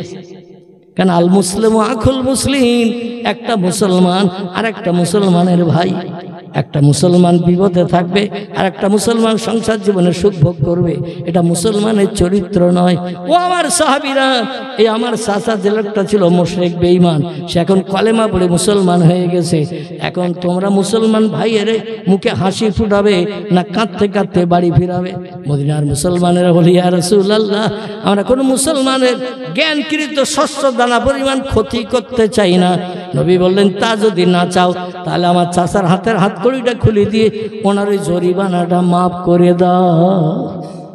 মদিনার মুসলমানেরা জরিমানা মাফ করে দিয়ে দিল। নবীর এই আজগবি তথ্য আব্বাসের কাছে বর্ণনা করার কারণে, আব্বাসের কাছে পরিবেশন করার কারণে আব্বাস সঙ্গে সঙ্গে কলেমা পড়ে ইমানদার মুমিন মুসলমান হয়ে বিনা জরিমানায় হাসতে হাসতে বাড়ি ফিরে আসলো। ওই দিন থেকে নিয়ে কলেমার কাজ করা শুরু করে দিল মরণের দিন পর্যন্ত। এই অল্প দিনের ভিতরে আব্বাস দুনিয়ায় বেঁচে থাকতে আল্লাহ নবীর মুখে সরাসরি জান্নাতের সার্টিফিকেট পেয়ে গেল। একটু জোরে বলুন। কিন্তু আমরা মুসলমান, আমাদের অবস্থাটা কি? আসুন এবার নবীজির একটি হাদিসের কথা বলে, আমার কর্তৃপক্ষ ভাই একটু তথ্য দিয়েছিলেন কানে কানে, সেই সম্পর্কে 2-10 মিনিট বক্তব্য রাখবো। যদিও টাইম অনেক লম্বা হয়ে গেছে, আমি শেষ করে দিয়ে দেব। আমার ভাইরে নবীজি বলছেন বাদিরু বিল আমালে ফিতানান কাকেতাইল লাইলে মুসলিমুন ওয়াইসবিহু রাজুলু মুমিনান ওয়ায়ুমসি কাফিরান ওয়ায়ুমসি মুমিনান ওয়াইসবিহু কাফিরান ওয়ায়াবু দীনাহু বিআরাদিম মিনাদ দুনিয়া, রাওয়াহু মুসলিম। জোরে বলুন একটু সুবহানাল্লাহ। নবী বলেন আখিরি জমানায় আমার উম্মতির উপরে এমন একটা সময় আসবে, খুব ভালো করে শোনেন এবার কথাটা। বলছেন বাদরুবিল আমালে ফেতানান, মানুষের জীবনের আমল নামা ফেতনা ফাসাদে পরিপূর্ণ হবে। কাকে তাই লাইলে মুসলিমন, এবং রাতের অন্ধকারের মতো মানুষ একে অপরের ক্ষতি করার চিন্তা ভাবনা করবে, দিনের বেলা রাতের মতো চলবে, কে ভালো কে খারাপে বিচার করবে না, নিজের জীবনে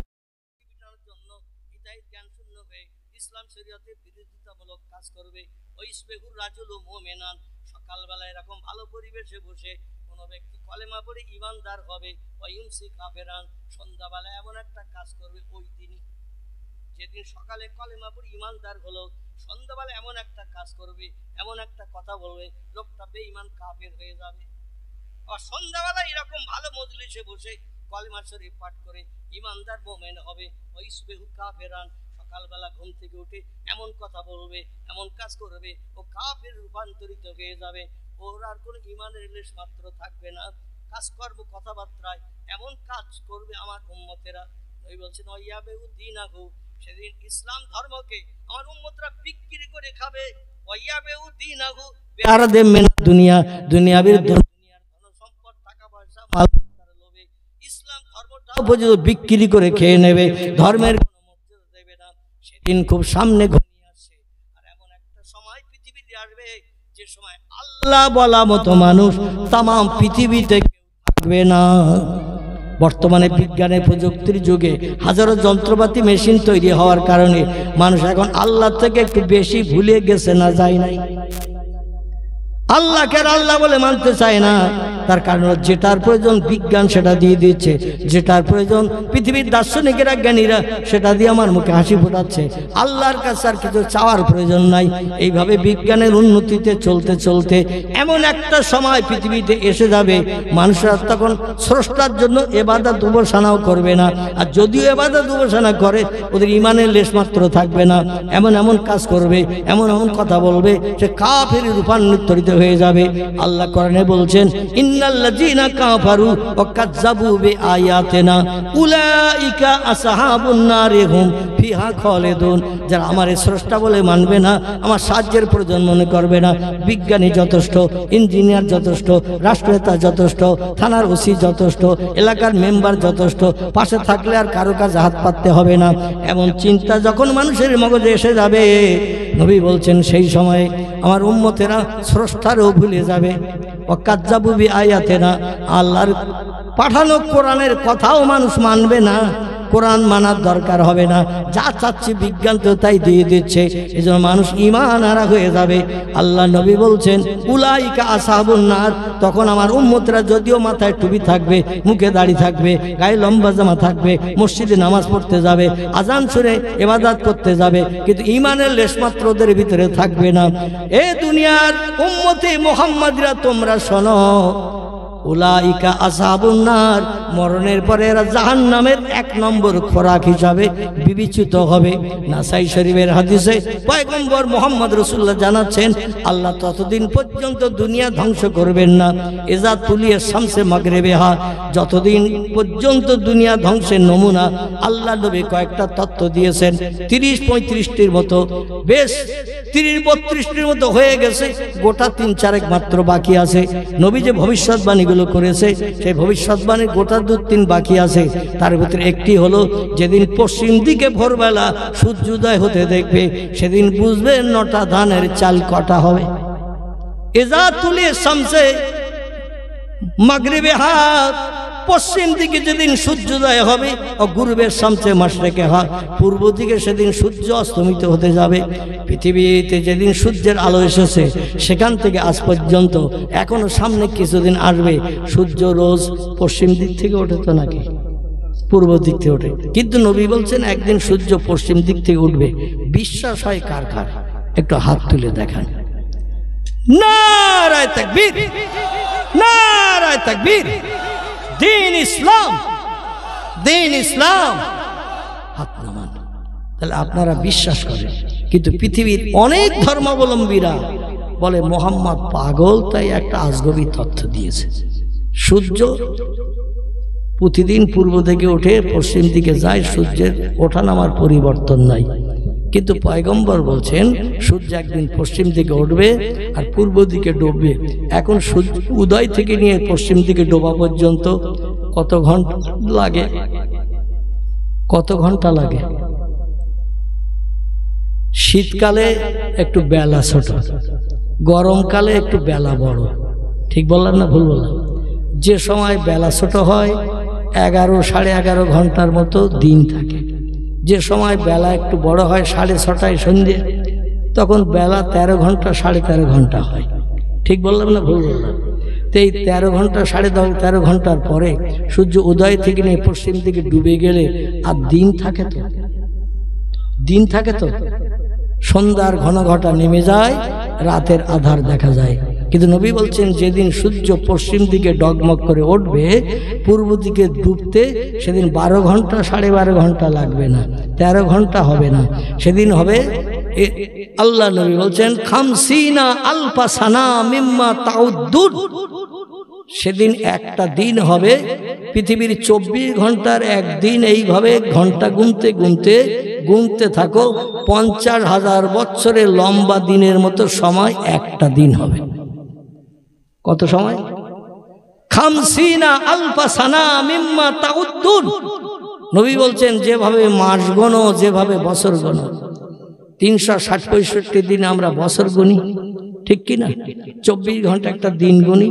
এইভাবে 50,000 বছর গণনা করতে গেলে কত ঘন্টা লাগবে? ক্যালকুলেটর এখন গুণ করতে হবে, ঠিক কিনা? তা মোবাইল মেশিনে জায়গা ধরবে কিনা আমি জানি না, সংখ্যা জায়গা। নবী বলছেন 50,000 বছর দিন করে ঘন্টা করে গণনা করলে যত সময় লাগবে একটা দিন হবে তত সময়ের।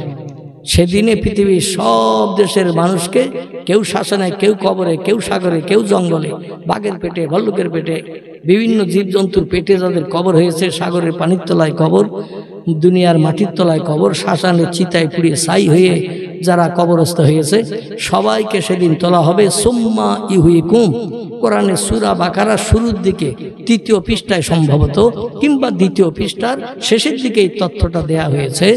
সুম্মা ইউহিকুম, তোমাদের আবার জিন্দা করা হবে, কবর থেকে উপরে উঠানো হবে। সুম্মা ইলাইহি তুরজাউন, আর জিন্দা করে তোমাদের নিয়ে যাওয়া হবে হাসরের মাঠে। কোথায়? হাসরের মাঠে নিয়ে যাওয়া হবে। আচ্ছা, হাসরের মাঠটা কোথায় হবে বলেন তো?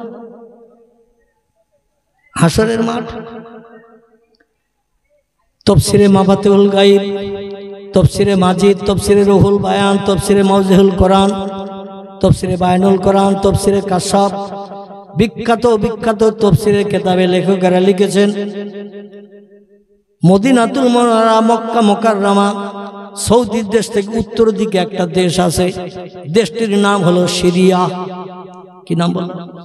সিরিয়া বলে একটি দেশ আছে, যে দেশের একটি অঙ্গরাজ্য এখন আমরা কম বেশি সকলে জানি। একটি রাজ্যের নাম হলো ইসরায়েল। কি নাম বললাম? যে ইসরায়েলরা বাইতুল মুকাদ্দাস বর্তমানে দখল করে রেখেছে, মুসলমানদের নামাজ পড়তে দেয় না। আগে কিছুদিন মুসলমানদের শুক্রবার দিন, জুমার দিন নামাজ পড়তে দিত। বর্তমানে ওরা এখন বাইতুল মুকাদ্দাস অ্যাটাক করে নিয়েছে, মুসলমানদের ঢুকতে দেয় না, যেতে দেয় না। জোর করে ইবাদত করতে গেলে এদের জীবন উৎসর্গ করতে হয়, প্রাণ দিতে হয় ওই ইসরায়েলের পুলিশ মিলিটারি সোলজারদের গুলিতে। এই বাইতুল মুকাদ্দাস পৃথিবীর 2য় পুরানো মসজিদ। কি মসজিদ বললাম? পৃথিবীর 2য় পুরানো মসজিদ। পৃথিবীর প্রথম পুরানো মসজিদের নাম হলো কাবা বাইতুল্লাহ। এর আগে কোনো মসজিদ তৈরি হয়নি। 2 নম্বরে পুরানো মসজিদ হলো ওই সিরিয়ার দেশে একটি জায়গা আছে, জায়গাটির নাম হলো প্যালেস্টাইন। কি নাম বললাম? প্যালেস্টাইন। প্যালেস্টাইন গাজা ভূখণ্ড, যেখানে গাজা। এই প্যালেস্টাইনে পয়গম্বর দাউদ নবী ইনি প্রথম একটা মসজিদের ভিত গড়েছিলেন আল্লাহর ইবাদতের জন্য। আর ভিত কমপ্লিট করে আল্লাহ পাক আজরাইলকে দিয়ে তার প্রাণনাশ করিয়েছিলেন। ওনার 12 মতান্তরে 13টা ছেলে ছিল। এই ছেলের ভিতরে ছোট ছেলে ছিলেন যিনি, তার নাম ছিল হযরতে সুলাইমান।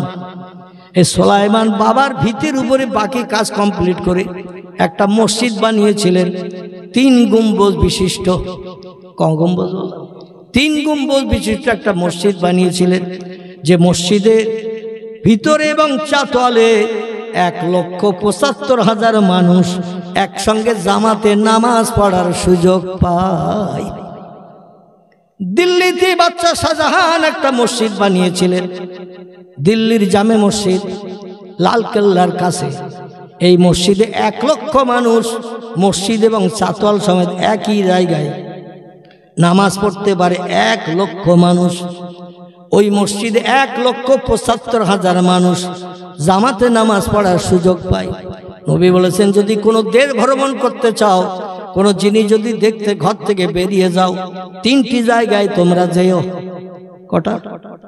আল্লাহ নবী মুকুটমণিপুরের কথা বলেনি, দীঘা সমুদ্র সৈকতের বলার কথা বলেনি, আমার ভাইরা অন্য অন্য জায়গার কথা বলেননি।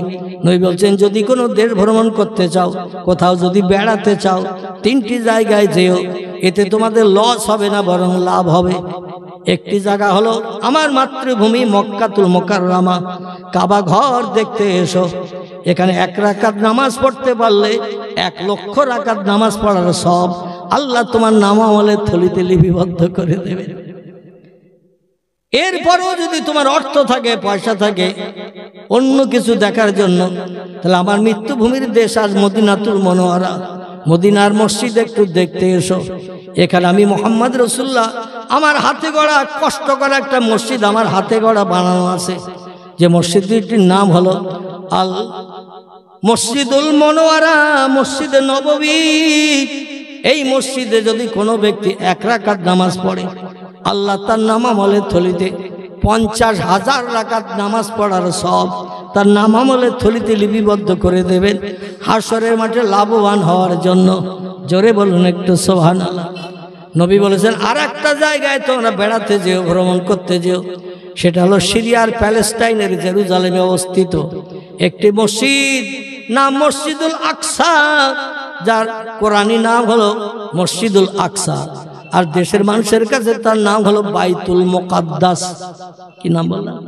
বাইতুল মুকাদ্দাস। তাফসীরের কিতাবে লেখকেরা লিখেছেন, তিরমিজি, আবু দাউদ শরীফে হাদিসে পয়গম্বর বলছেন, এই বাইতুল মুকাদ্দাসের সামনে হাসরের মাঠের শুভ সূচনা হবে। খুব ভালো করে শোনেন, বাইতুল মুকাদ্দাসের সামনে ওই সিরিয়ার জমিন মক্কা মুকাররমা থেকে কয়েক হাজার কিলোমিটার রাস্তা দূর উত্তর দিকে, এইখানে হবে মূল স্টেজ। আজকের এই জলসার জন্য যেমন একটা ছোট্ট স্টেজ বানিয়েছেন বক্তা বসার জন্য, আল্লাহ পাক ওই বাইতুল মুকাদ্দাসের সামনে নিজের আরশ কুরসি 7ম আসমানের উপর থেকে নামিয়ে নিয়ে আসবেন এবং শূন্যে গ্যাস বাল্বের বেলুনের মতো ভাসিয়ে রাখবেন। জোরে বলুন একটু সুবহানাল্লাহ। এখন আরশ কুরসি ভেসে থাকবে বলে মনে হয়? আল্লাহ শুধু যদি বলে কোন ফায়াকুন, সঙ্গে সঙ্গে সেটা হয়ে যাবে। পৃথিবীর বিজ্ঞানীরা প্রমাণ করেছে, বেলুনের ভিতরে গ্যাস পুরে দিয়ে ছেড়ে দিলেও নিচে যায় না, উপরে যায়? উপরে যায়। এরোপ্লেন, রকেট, অ্যাপোলো হেলিকপ্টার এই উপরের দিকে ঘন্টার পর ঘন্টা থাকতে পারে না, পারে না। আল্লাহ শুধু বলবেন কোন, আরশ কুরসি শূন্যে দাঁড়িয়ে যাবে বাইতুল মুকাদ্দাসের সামনে। ওইখান থেকে বিচার স্টার্ট শুরু করা হবে। পৃথিবীর সব দেশের মানুষকে এই ময়দানে আসতে বলা হবে। নবী বলছেন, বাইতুল মুকাদ্দাসের সামনে থেকে আমার মাতৃভূমি মক্কা মুকাররমার কাবা ঘরের দক্ষিণ পূর্ব দিকে 14 কিলোমিটার রাস্তা, একটি জায়গার নাম হলো আরাফাত। কি নাম বললাম? আরাফাত। আরাফাত, এই আরাফাত পর্যন্ত বিস্তৃত লম্বা হবে হাসরের মাঠ। সেই সিরিয়ার দেশ থেকে বাইতুল মুকাদ্দাসের সামনে থেকে মক্কার আরাফাতের মাঠ পর্যন্ত এতটা লম্বা হবে হাসরের মাঠ। দুনিয়ার সব দেশের মানুষ, আগে যারা মারা গেছে, এখন যারা মরছে, ভবিষ্যৎ জেনারেশন যারা আছে কিয়ামত পর্যন্ত, সবাইকে আল্লাহ এক হুকুমে কোন শব্দ দিয়ে জিন্দা করে এক জায়গায় হাজির করাবেন। কিছু কিছু মানুষ চিন্তা ভাবনা করে, এত লোকের জায়গা এক জায়গায় আল্লাহ ধরাতে পারবে না, কারণ আগে মরিয়ে গেছে যারা, এখন মারা যাচ্ছে যারা, পরে মারা যাবে যারা, সব মানুষকে যদি এক জায়গায় করা হয় জায়গা ধরবে না। আল্লাহ বলছেন, তোমরা গাডার টানো না, গাডার, ছোট গাডার টানলেও লম্বা হয় না, একই রকম থাকে। চাম যদি টানেন, চাম গুলতে আগে আমরা মাটির গুলি ছুটতাম পাখিটাকে মারার জন্য, এই চাম গুলতি যদি টানেন ও লম্বা হয় না, হয় না? আল্লাহ বলছেন আমি শুধু বলবো কোন হাসরের মাঠ এত লম্বা হবে, পৃথিবীর মানুষ হাসরের মাঠে গেল জায়গা পরিপূর্ণ হবে না, আরো বহু জায়গা বাকি থাকবে। জোরে বলুন একটু সুবহানাল্লাহ। তো এই হাসরের মাঠ কায়েম হওয়ার আগে আল্লাহ ইমানদারদের ছাঁটাই করার জন্য, বেঈমানদের ছাঁটাই করার জন্য কিছু নমুনা পৃথিবীতে নিক্ষেপ করবেন। দাব্বাতুল আরদ নামের এক রকমের পাহাড় থেকে চতুষ্পদ জন্তু বার করবেন, তারা সামনে যা পাবে তাই সব খাবে, খেয়ে শেষ করবেন। এরপরও আল্লাহ নবী বলছেন শোনো, তাম পৃথিবীতে আল্লাহ বলা মতো কোনো মানুষ যখন থাকবে না, আল্লাহ তখন বলেন আমার স্বাদের দুনিয়া আমি আর রাখবো না। এত শখ করে আমার দুনিয়া বানিয়েছি, আর দুনিয়া সেরা সৃষ্টি যাদের বানিয়েছি, লাকাদ খলাকনাল ইনসানা ফি আহসানি তাকওয়িম। আমি 18,000-এর মতো সৃষ্টি পৃথিবীতে পাঠিয়েছিলাম দুনিয়ার সৌন্দর্য শ্রীবৃদ্ধির জন্য, কিন্তু এই 18,000 সৃষ্টির ভিতরে সেরা সৃষ্টি ছিল যারা, তারা হলো মানুষ, ইনসান, মানুষ। আমি এই মানুষকে আমার ইবাদতের জন্য দুনিয়ায় পাঠিয়েছিলাম। ওমা খলাকতুল জিন্না ওয়াল ইনসা ইল্লা লিয়াবুদুন। আল্লাহ বলেন বাঘকে ইবাদতের জন্য পাঠাই নাই, ভল্লুককে পাঠাই নাই, সাপকে পাঠাই নাই, ব্যাংকে পাঠাই নাই, অন্য কোন সৃষ্টিকে ইবাদতের জন্য পাঠাই নাই।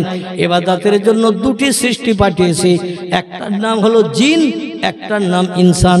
জিনেরা অতীত আমার ইবাদত করেনি, আমার দুনিয়ার সৌন্দর্য শ্রীবৃদ্ধির জন্য মানুষ বানিয়ে পাঠিয়েছিলাম। মানুষ যতদিন ইবাদত করবে আমার দুনিয়া ততদিন সুজলা সুফলা সুফলা থাকবে। যেদিন মানুষ আমার আর নেবে না, সেদিন আমি দুনিয়ায় মানুষের উপরে আসমানে গজব নিক্ষেপ করব, এক একটা গজব নিক্ষেপ করব, মানুষের উচিত শিক্ষা দেব। শিক্ষা দিতে দিতে এইভাবে ইমাম মেহেদী আলাইহিস সালাম আসবে। ইমাম মেহেদী কিছু কিছু বর্ণনাকারী বলছেন ইমাম মেহেদীর জন্ম হয়ে গেছে, তো এখনো বাইরে প্রকাশ হয়নি। ওনার নাম হবে আহমদ কিংবা মোহাম্মদ, দুটি নামের একটি নাম হবে, এবং ওনার পিতার নাম হবে আব্দুল্লাহ। নবীজির মায়ের নামের সঙ্গে তার মায়ের নাম হবে আমিনা। জোরে বলুন একটু সুবহানাল্লাহ। পৃথিবীতে ওই সময় মানুষ যখন বেঈমান হয়ে যাবে, অধিকাংশ দেশের মানুষ বেঈমান হবে, স্রষ্টা মানবে না, ধর্ম মানবে না, ধর্মের আচার অনুষ্ঠান তারা মেনে চলবে না। ওই সময় ইমাম মেহেদী পাঠানো হবে। ইমাম মেহেদী মানুষের কাছে এসে কলেমার দাওয়াত, দিনের দাওয়াত, নবীর কলেমা প্রচার করবেন, কিন্তু মানুষ সেটা মানতে চাইবে না। কিছু মানুষ যখন মানতে চাইবে, ওই সময় আল্লাহ পাক মানুষের ঈমান পরীক্ষার জন্য একটা ব্যক্তিকে পাঠিয়ে দেবেন। তার আরবি নাম বলা হয়েছে দাজ্জাল। কি নাম বললাম? নাম বলা হয়েছে দাজ্জাল। নবী বলছেন এ হলো কাফের, বেঈমান। এ তাম পৃথিবীর মানুষকে বেঈমান বানিয়ে ছাড়বে। পূর্ব প্রান্ত থেকে মানুষকে বেঈমান বানাতে বানাতে, পশ্চিমা দেশ থেকেও মানুষকে বেঈমান বানাতে বানাতে, ঘুরতে ঘুরতে মক্কা মুকাররমার কাছাকাছি এসে হাজির হবে। সিরিয়ার জমিন থেকে মানুষ দিয়েকে বেঈমান বানাতে বানাতে দক্ষিণ দিকে মক্কার দিকে চলে আসবেন। ওই সময় আল্লাহ পাক রব্বুল আলামিন ইমাম মেহেদীর সঙ্গে তার মোকাবেলা হবে। বর্ণনাকারীদের মতে ইমাম মেহেদী আলাইহিস সালাম দীর্ঘ বীরবিক্রমের যুদ্ধ করার পরে তিনি ইন্তেকাল করবেন। দাজ্জালের স্পেশাল পাওয়ার আল্লাহ দেবেন। ও ডান হাতে জান্নাত দেখাবে, বাম হাতে জাহান্নাম দেখাবে।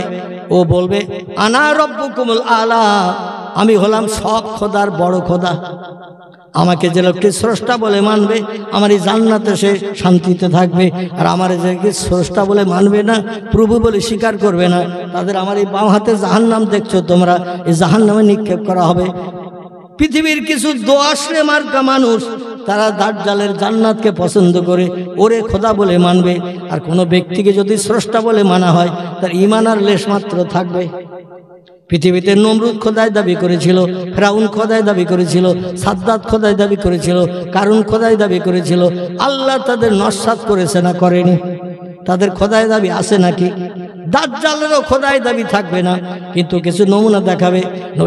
নবী সাহাবীরা ইয়া রাসূলুল্লাহ, ওই লোকটা যে দাজ্জাল, ও যে খোদাদ্রোহী, চিনব কি করে? আল্লাহ নবী বললেন তার কপালে লেখা থাকবে আরবিতে 3টি অক্ষরের নাম কাফ ফে রে।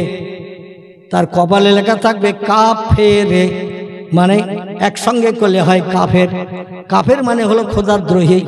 তার চেনার জন্য আরেকটা নমুনা বলছি, তার একটা চোখ থাকবে কানা, একটা চোখ থাকবে ভালো। এটা দেখেও তোমরা চিনতে পারবে। ওর শক্তি ক্ষমতা বিরাট আকারে দেয়া হবে, বিশাল শক্তি ক্ষমতা দেয়া হবে, বীর বিক্রমে মোকাবেলা করবে, মানুষকে জোর করে ধরবে, প্রাণ নাশ করবে, জাহান্নামে ফেলে দেবে।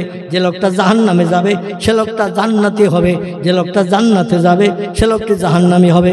এইভাবে তাম পৃথিবী ক্যাপচার করে 6 রাগ রাগিনীর সুরে গান গাইতে গাইতে চলে আসবে। নবী বলছেন তিরমিজি শরীফের হাদিসে, যে মেয়েটা কোনো পরপুরুষের চেহারা দেখে না, ঘরের ভিতরে পর্দা ফুসদার ভিতরে থাকে, দাজ্জাল যখন 6 রাগ রাগিনীর গান শুরু করে দেবে, ওই পর্দা ফুসদাওয়ালা নারী কাপড় পরারও সুযোগ পাবে না, উলঙ্গ হয়ে তার দলের পিছনে ছুটতে থাকবে গান শোনার জন্য।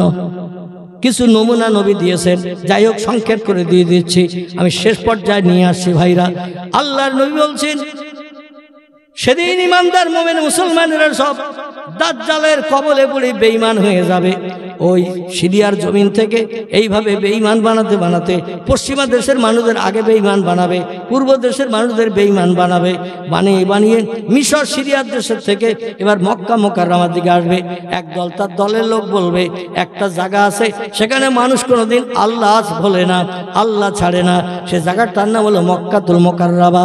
ওখানে কোনো বেঈমানের বসবাসের সুযোগ নাই, ওখানে কোনো খোদাদ্রোহীর বসবাসের সুযোগ নাই। বর্তমানে সৌদি সরকার সেই নিয়মটা এখনো চালু রেখেছে, কোনো মুসলমান ছাড়া কোনো বিধর্মী মক্কার হুদুদের এরিয়ার ভিতরে, মানে হারামের এরিয়ার ভিতরে কোনো বিধর্মী ঢোকার পারমিশন নাই। চেকপোস্টে পাসপোর্ট দেখা হয় এবং তার নামটা ইসলামী আছে কিনা, মুসলমান কিনা, পরিচয় যদি পায় পাসপোর্টে তাহলে ঢুকতে দেবে কাবার এরিয়ায়। মদিনার এরিয়াও একটা হুদুদ আছে 12 কিলোমিটার পর্যন্ত এরিয়া করা, এর ভিতরে কোনো ব্যক্তি ঢুকতে গেলে কোনো বিধর্মী বেঈমান ঢোকার সুযোগ নাই। যারা পেশাব করে পানি নেয় না, অজুট করে না, শরীয়তের মসলা মসাইল যারা মানে না, এদের নবীর রওজা মোবারকের এরিয়ায় ঢোকার পারমিশন নাই। যাই হোক সব দেশকে বিভ্রান্ত করে এবার যখন সিরিয়ার জমিন থেকে উত্তর দিক থেকে দক্ষিণ দিকে আসবে, আল্লাহ পাক ওই সময় দামেস্কাসের জমিনে একটা মসজিদ আছে, সাদা গম্বুজের মসজিদ।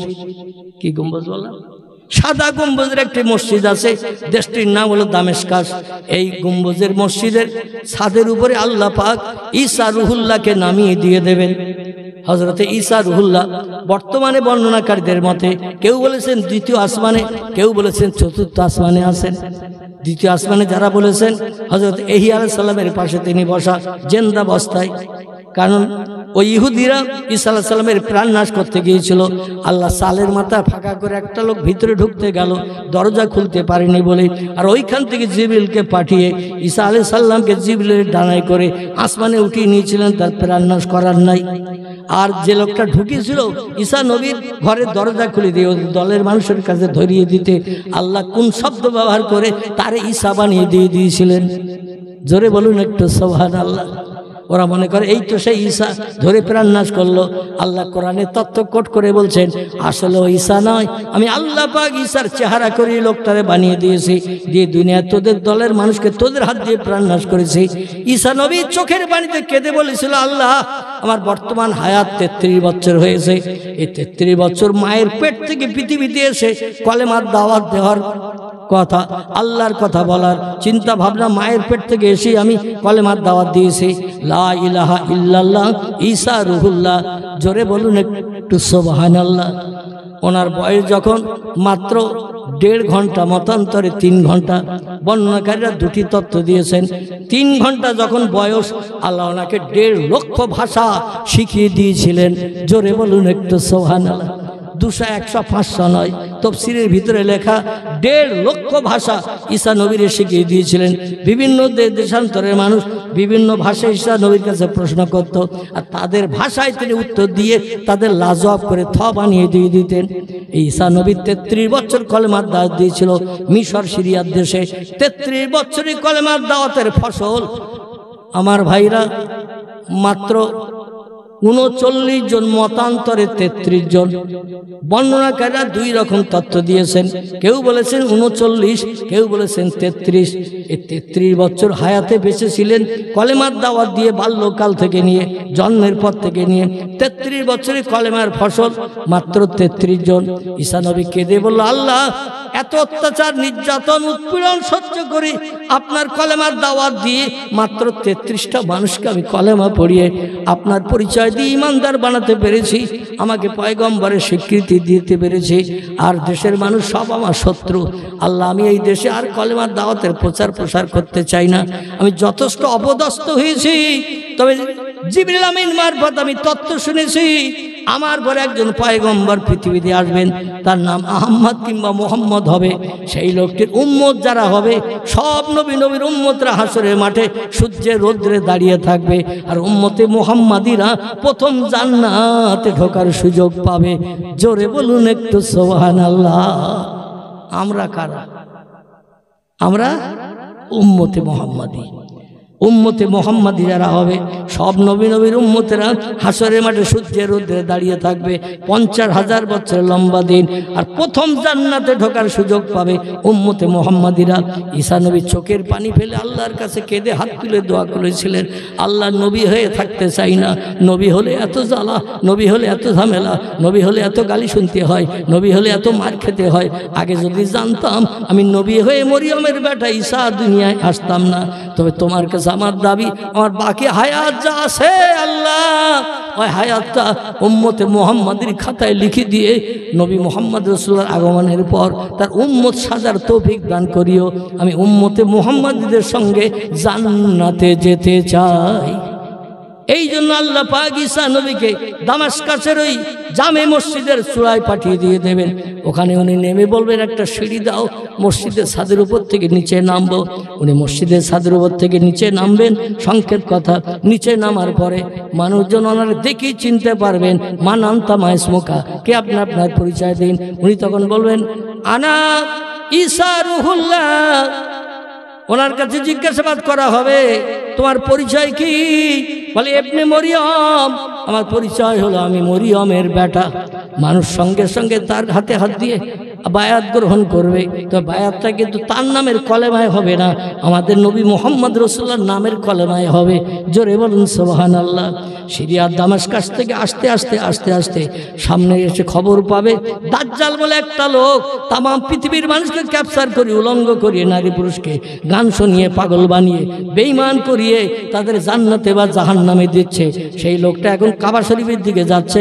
দুনিয়ার আর কোনো জায়গা বাকি নাই তার যাওয়া, কাবার দিকে যাচ্ছেন।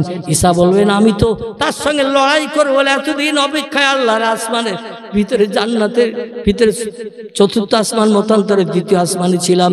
সেখান থেকে আমি আল্লাহ পাক আমাকে নামিয়ে দিয়েছেন। আমি এখন ওই দাজ্জালকে দুনিয়া থেকে বিদায় করাবো, মুহাম্মদ রাসূলুল্লাহর উম্মতের সংখ্যা শ্রীবৃদ্ধি করাবো, নবীর ইজ্জত রক্ষা করাবো। এই জন্য চলো, আমাকে নিয়ে চলো। যারা দাজ্জালের সঙ্গে মোকাবেলা করে জয়ী হতে পারেনি, আল্লাহর রহমত হলে আমি দাজ্জাল থেকে দুনিয়া থেকে নিকেশ করে দিয়ে মুহাম্মদ রাসূলুল্লাহর দ্বীন দুনিয়ায় প্রচার করাবো। আস্তে আস্তে আস্তে আস্তে মক্কা নগরীর কাছাকাছি, কেউ বা বলেছেন ইরাকের দেশের একটি নদী আছে, নাম হলো তার ফোরাতের নদী। এই নদীর কাছাকাছি যখন তিনি এসে যাবেন, দাজ্জাল দেখি পালাতে শুরু করে দেবে। ঈসা নবী দলবলকে বলবেন, ধরো ধরো। এবার বীর বিক্রমে যুদ্ধ হবে। লম্বা ঘটনা, সংক্ষেপ করে আমি শেষ করে দিচ্ছি।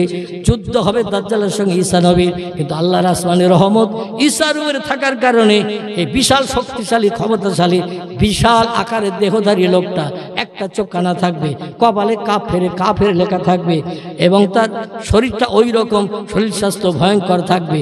প্রাণ নাশ তাকে করে দিয়ে ঈসা নবী মক্কা নগরীতে চলে আসবেন, কাবা শরীফ তওয়াফ করবেন, দেশের জনগণ তার উপরে নেতৃত্ব দেবেন।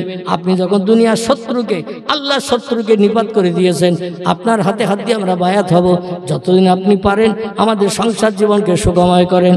তফসিরে এসেছে, হাদিস শরীফের ভিতরে এসেছে, আল্লাহ নবী বলছেন 33 বছর হায়াতে আসমানে উঠে গিয়েছিল, বাকি আল্লাহ পাক তার 47 বছর এই দুনিয়ায় আসমান থেকে আসার পরে 47 বছর তার হায়াতে বেঁচে থাকার সুযোগ দেবেন।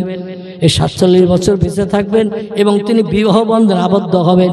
2 মতান্তরে 3টি বাচ্চার পিতা হবেন তিনি, এবং 47 বছর দুনিয়ায় সোনা ফলিয়ে দেবেন।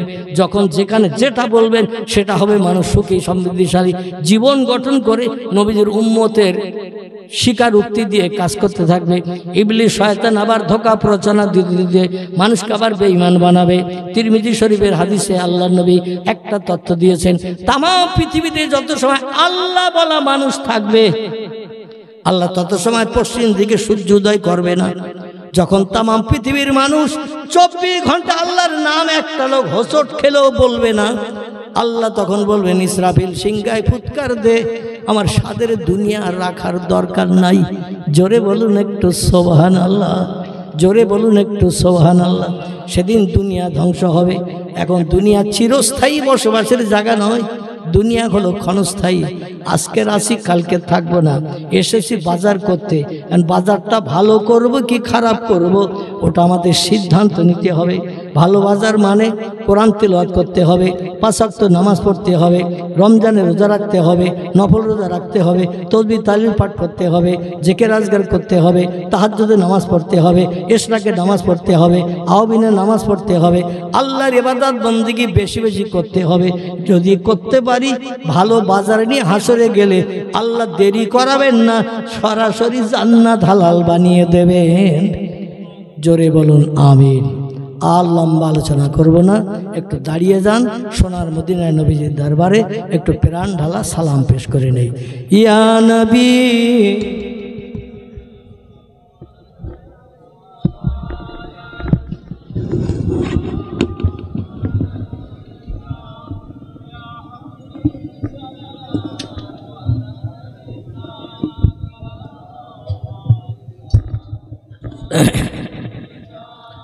তলাল বাদরু আলাইনা মিন সানিয়াতিল বেদাই ওয়াজাবাস শুকরু আলাইনা মাদা লিল্লাহি দাই। ইয়া নবী সালামুন আলাইকা মুন আলাইকা ইয়া হাবিব সালামুন আলাইকা সালাওয়াতুল্লাহ। নবীজির আব্বা আব্দুল্লাহ, রাসূলুল্লাহর আম্মা আমিনা, হাবিবের দুধমা হালিমা, দয়ার নবীর রওজা মদিনা। ইয়া নবী সালামুন আলাইকা ইয়া রাসূল সালাম, ইয়া হাবিব সালামুন আলাইকা সালাওয়াতুল্লাহ। बागे इब्राहिम के गुलहिन मलाएक जिसके बुलबुल अपाई जाती तवक्कुल सलावतुल्लाह अलैका या नबी सलामुन अलैका या रसूल सलाम, या हबीब सलामुन अलैका सलावतुल्लाह अलैका। সকলে বসে পড়েন। ইয়া রাব্বি সাল্লাম।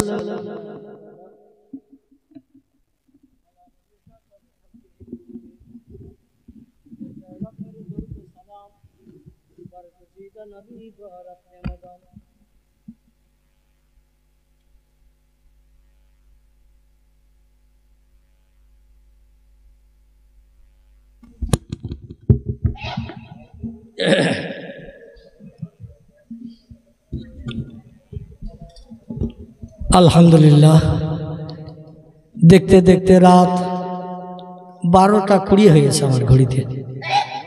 হ্যাঁ 11টা 20, তাহলে 2 ঘন্টা 15 মিনিট 25 মিনিট মতো হলো। আমি 9:45 শুরু করেছিলাম, তো 9:45 থেকে 11:30 2 ঘন্টা, আর 11টায় 20 মানে প্রায় 2.5 ঘন্টার কাছাকাছি, 2-10 মিনিট কম বেশি। বেশ ভালো মানুষের আনাগোনা হয়েছে, যদিও প্রাকৃতিক দুর্যোগ ছিল। মাঝখানে দুবার আপনাদের একটু উঠতে হয়েছে। আল্লাহর অপরত রহমত। আল্লাহ পাক আমাদের তাকবীর ধ্বনিকে কবুল করে এই 2.5 ঘন্টার মতো আমাদের সুন্দর পরিবেশে বসে দিন ও শরীয়তের কিছু কথা, কর্তৃপক্ষের একটু দাজ্জাল সম্পর্কে আলোচনা করতে বলেছিলেন, শেষের দিকে সে সম্পর্কে একটু তথ্য পরিবেশন করলাম। এখনই দোয়া হবে। তাবারুক আছে নাকি? আছে, আলহামদুলিল্লাহ। একটু তাবারুকের ব্যবস্থাও যুবক ছেলেরা করেছে। এখন আমি দোয়া করব। দোয়ার আগে 5টা মিনিটের জন্য, বেশি সময় না, কারণ এই মজলিসটা আগে থেকে হয়ে আসছে, আমি যেটা শুনলাম, কিন্তু কালেকশন করা হয় না। তবে হ্যাঁ, ও এই প্রথম। আচ্ছা আচ্ছা আচ্ছা আচ্ছা, তো এখানকার এই জলসা তাহলে এই প্রথম। আমি মনে করছিলাম বোধ এখানে আরো আগে হতো। তো আমি 2-5টা মিনিটের জন্য ভিক্ষুক সেজে, ছেলেরা গ্রামেও কালেকশন করেনি, তারা নিজেরাই উদ্যোগ নিয়ে এই মজলিসের ইন্তজাম করেছেন, আগামীতে যাতে তারা এই পরিবেশ আবার বানাতে পারেন, দিন শরিয়াতের আলোচনা গ্রামবাসী পাড়া প্রতিবাসীদের শোনাতে পারেন, সে মতো আমল করে কবরে যে আমরা যাতে নাজাত পেতে পারি, আল্লাহ যেন সে তৌফিক দান করেন। সকলে বলি আমিন। এই জন্য আমি 2-5টা মিনিট একটু হাত পাতবো আপনাদের কাছে। এই ছেলেরা যারা কালেকশন না করে, পাড়ায় কারো কাছে হাত না পেতে নিজেরাই এই সুন্দর পরিবেশে ইন্তজাম করেছেন, চেয়ারে বসারও সুযোগ করেছেন, নিশ্চয়ই ভাড়া দিতে হবে। তো আপনারা যার যেমন পারকতা ক্ষমতা আছে, মান জাআবিল হাসানাতে ফালাহু আশরু আমসালেহা।